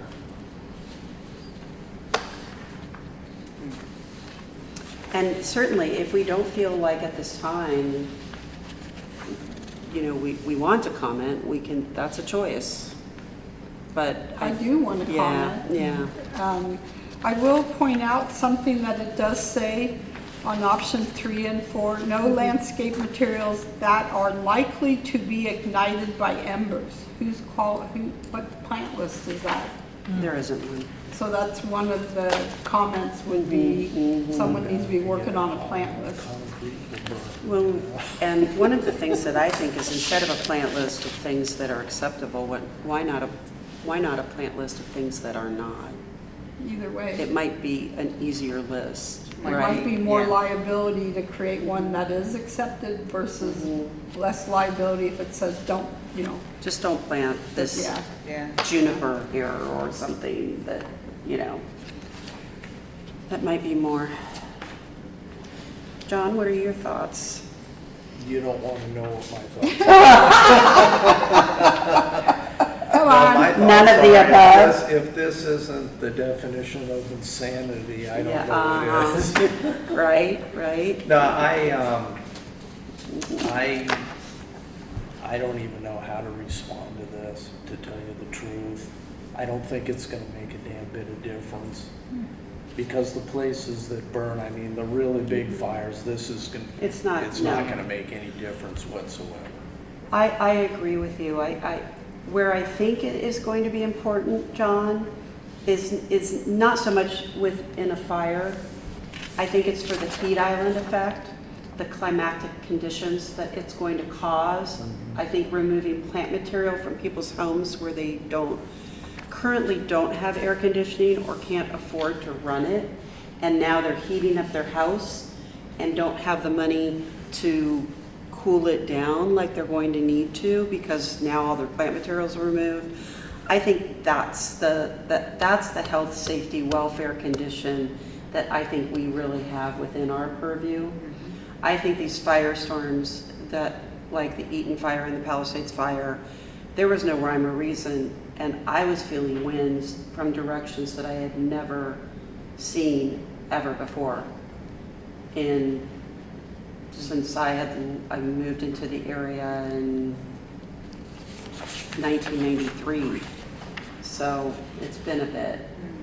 And so I think I think we owe, I think as experts in some of this, I think we owe the health, safety, and welfare of the state of, people in the state of California some of our expertise in this.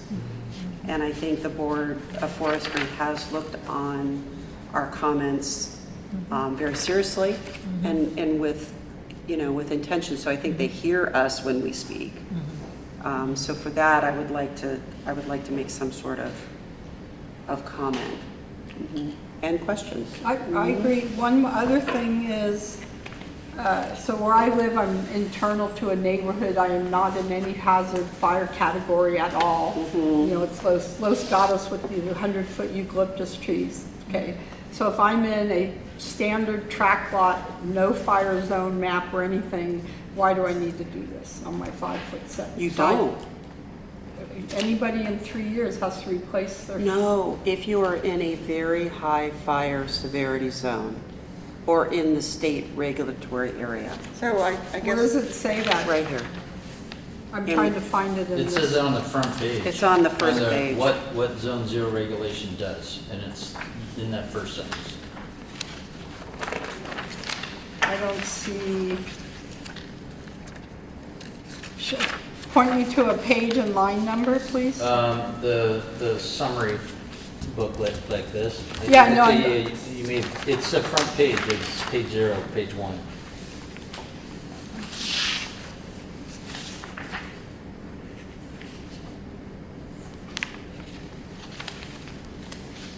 So there is a map that tells you if you're in the SRA or LRA.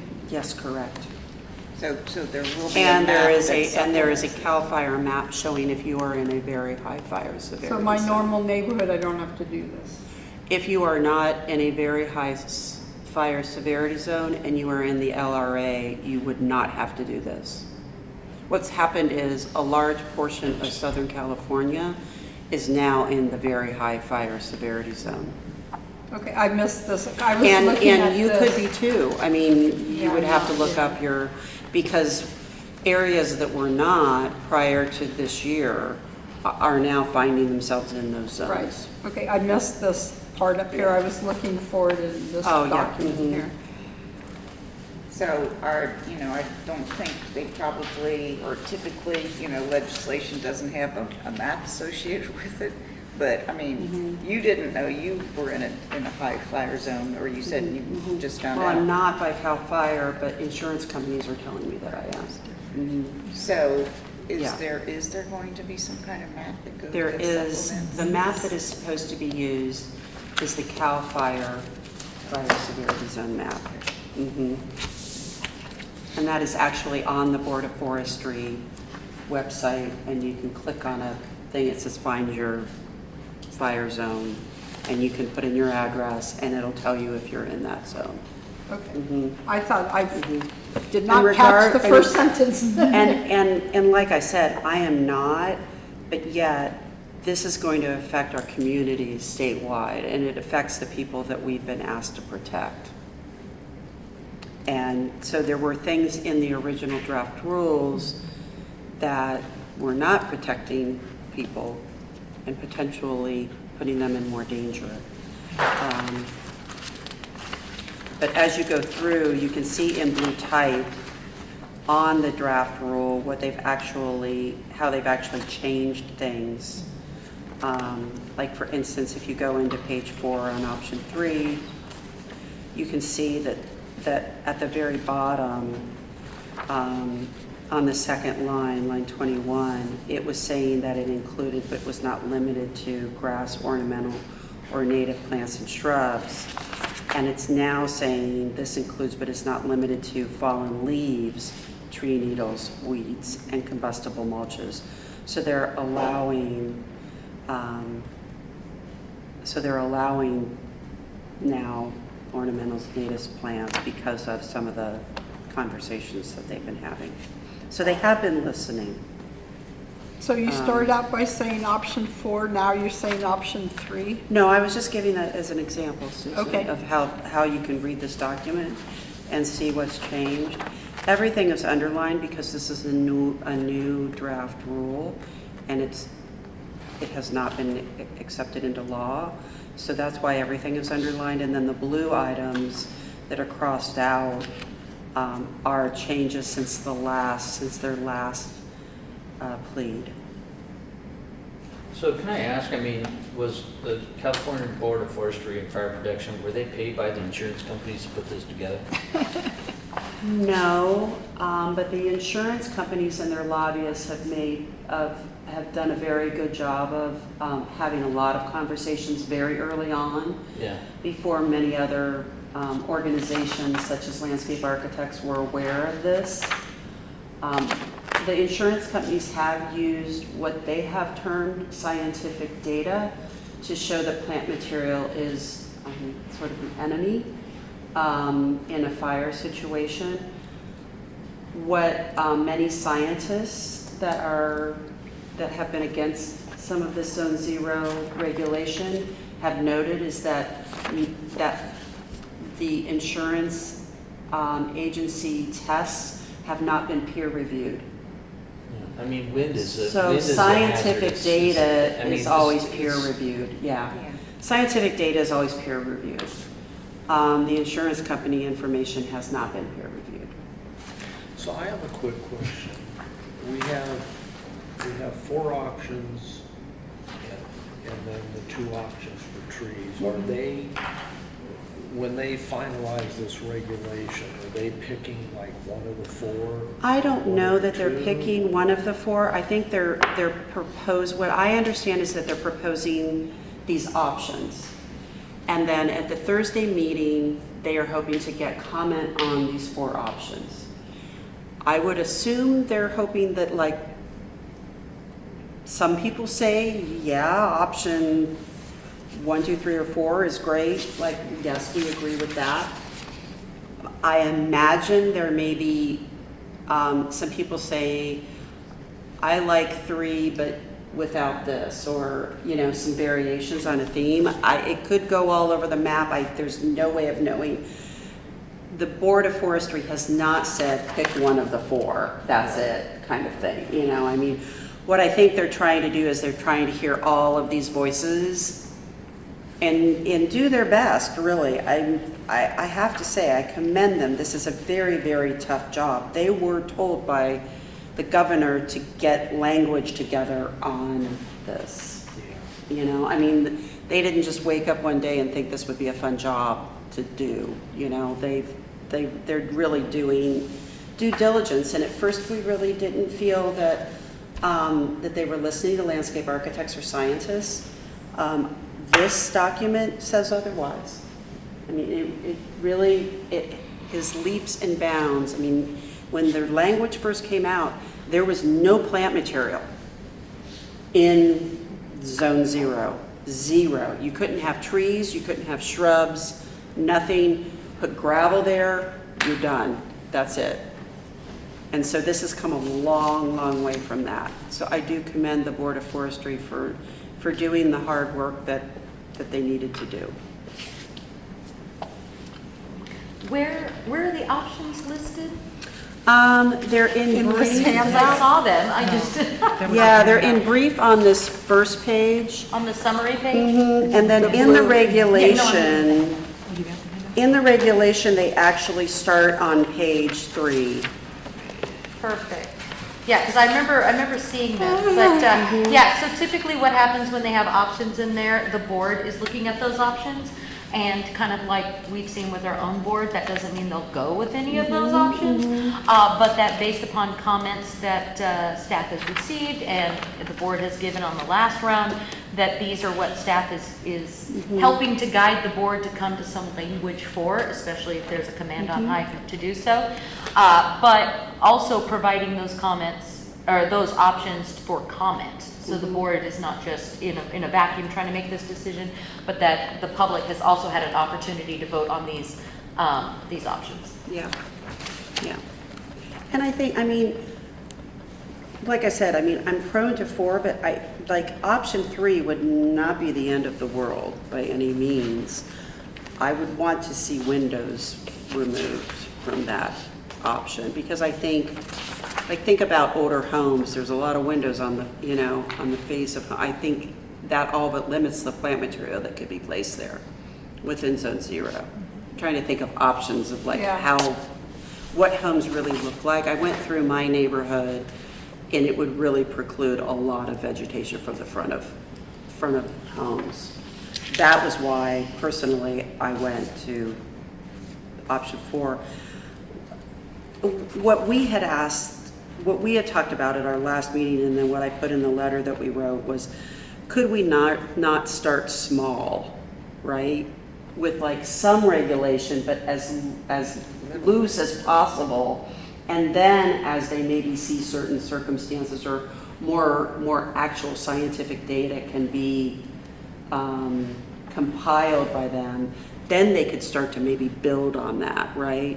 And that's where option 4 kind of does that. It's starting with at least, like if you've got a bunch of dead material sitting in front of your house, you've got to take it out, you know, and replace it with either material or, you know, something else that is not gonna be harming you and harming your neighborhood.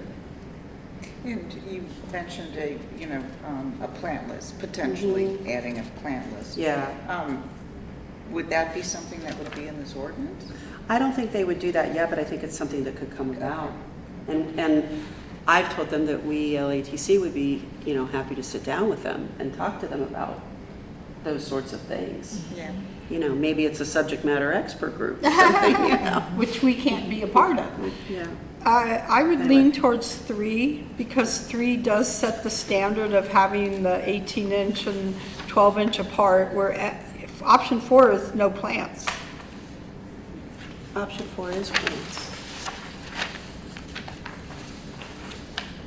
No landscaping materials that are like ignited by items are permitted. They're just This well includes, maintained. but is not limited to, fallen leaves.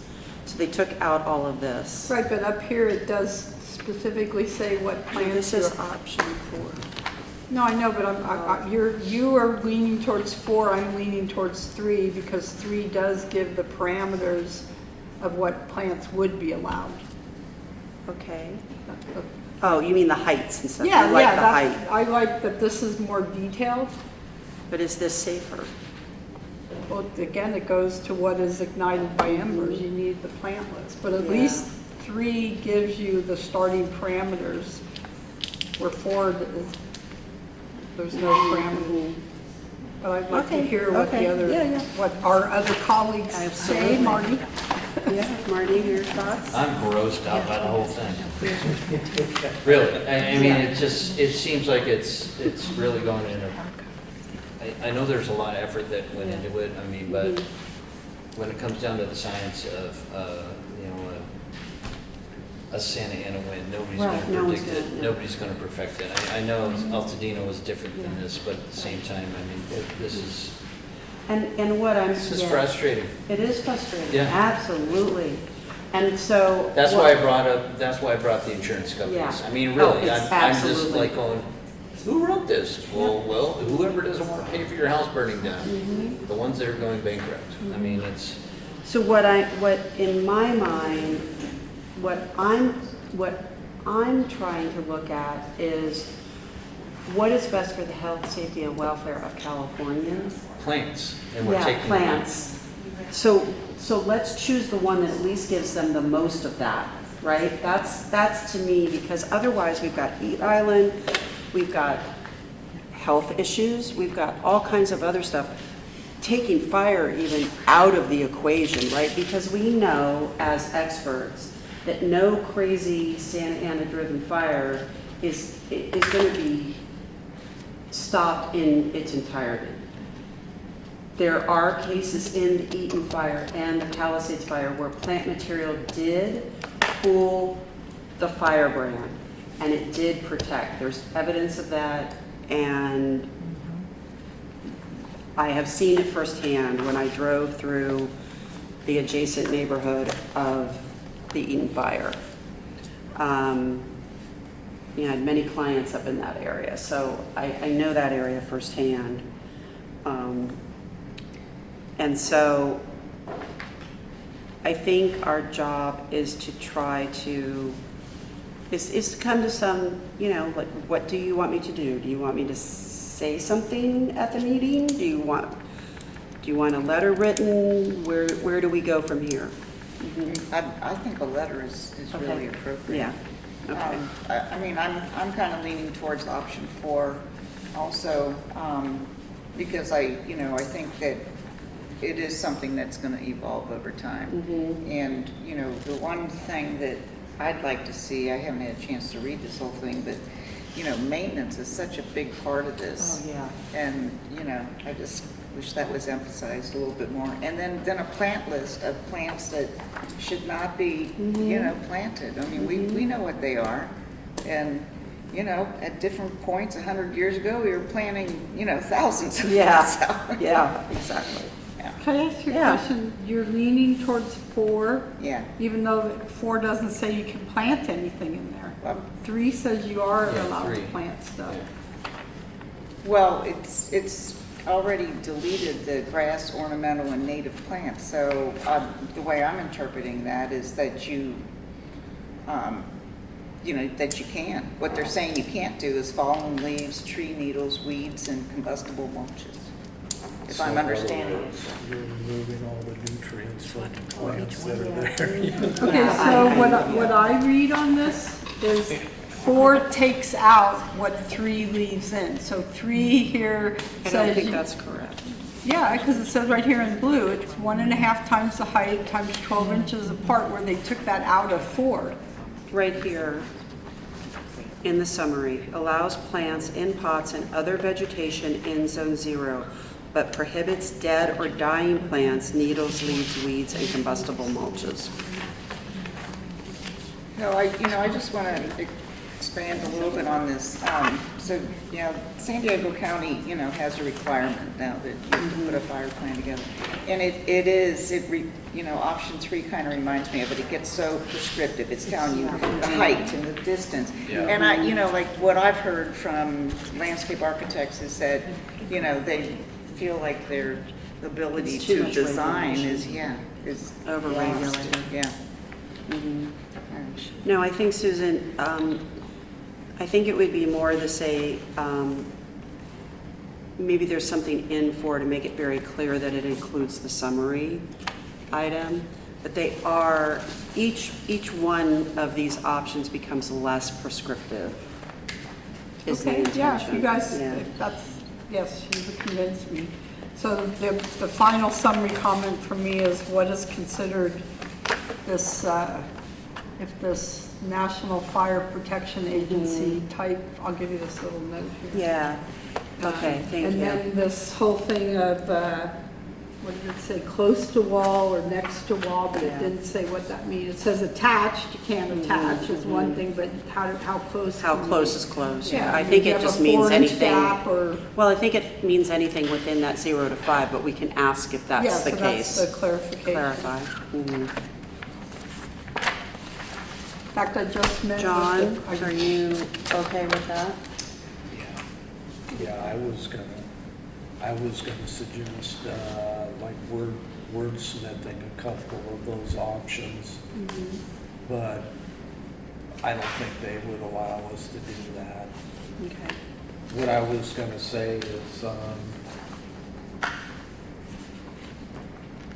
basically take, number 4 and just wordsmith it to say allow plants and pots and other vegetation in zone 0, appropriately spaced and maintained. And just Oh, there you leave go. it something like that. That brings in some of 3 then.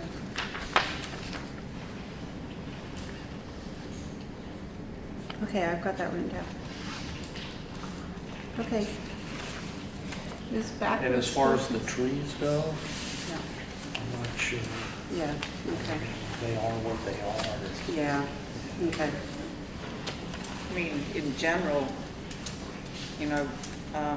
5 feet, if that trunk's 5 feet from, the structure, that's pretty tight, Mm-hmm, You know what I find interesting is multiple cities by me. If you have a second story, you have to plant landscape screening in your 5-foot setback. And some of those, like Montecito, is almost all a whole fire hazard, but they were requiring you to plant the screening. So this is going to directly impact. Well, and this is where I go to, if you go to page 9, it says the provisions of these regulations are not intended to exclude alternative methods. And says a fire expert designated by the authority having jurisdiction may approve alternative practices which provide for the same practical effect as those stated in the regulation. And that's the LRA. So it is giving other city fire departments the ability to make their own regulations. Yeah, and I agree with that. Which is what should happen. Yeah. Okay. All right, I think I'm clear. Okay. Anybody need to raise anything else before we? What time is that meeting on Thursday, do you know? Is that- I think it's 10 o'clock, it usually starts. Yeah. Where is it? It's online. Oh, it is online. I can send you the email. Okay, I think I have enough. We have no public, so I will stray from public comment. And we are on to the next one. And I've lost my cheat sheet. We're on to the future committee meeting date. Yeah. Okay, thank you.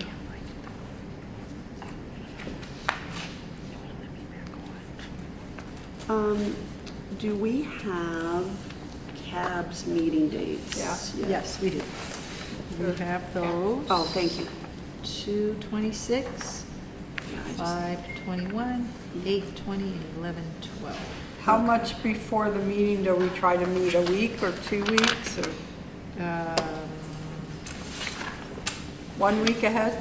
No, 2, I At think, to least give. 2, because they need to have their packet 10 days in advance of their Okay. Well, meeting. because staff needs time to hear our meeting stuff. And how long, it's just 2? I thought it was 2. No, it's usually a little 2 more. weeks. 2 weeks ahead? I would say at least 3. So we need to have a meeting by February 1st, February 7th. I can't meet Yeah. pretty much until after the 16th, the whole month of February. Okay. I'll be gone. Oh, okay. So we're gonna have to meet at the end of January unless you guys all meet without me. So we could do that. 26. What's the last week of January? 26, 27, 28, 29. 30th is that Friday. Yeah. Are you available? Yeah, yeah. Do we like Friday meetings? Is that okay with everybody? Yeah? 30th, January 30th, proposed? January 30th? Everybody good with that?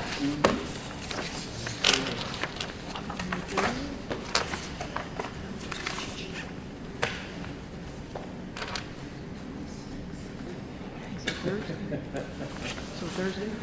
It's a Friday, isn't it? It's a Friday. Should we do Oh, Friday or no, I'm Thursday? on the wrong month and year. Oh, The wrong year, right? 26. Month and year, right, okay, there we go. is that okay with everybody, Friday? Yeah, that works for me. Okay. Okay. And then, the next one, May 21st is what they have, tentative. do we want to go through the year? Get them on the calendar? I put my iPad away. What was the May one? I'm fine out into April and May. 5/21, which would mean the earliest, maybe May 1st Is that, when is or Memorial May Day? 8th. That's the end of the month. May 8th? 5/8. Yeah, 5/8. Is Does that a work? Friday? Yeah. Yes. Yep, that works then. What are we looking at? May May 8th? Thank you. Does that work? So 1:30 and then May 8th. Okay. And then that would be our last meeting. Why? because we're turned out in June. Oh, for you guys. The three of us. Oh, yeah, no, you're not going to get turned out. Then August 20th is the cab. So that would mean The 7th. August 7th or July 31st. Anyone care? Well, we don't know if we're going to be on, I would say Well, schedule it. At least schedule it and, yeah. So August 7th? 7th. Wait, does that work? 7th and the 20th? Wait, that's a little, yeah. It's 3 months, yeah. Okay, August 7th.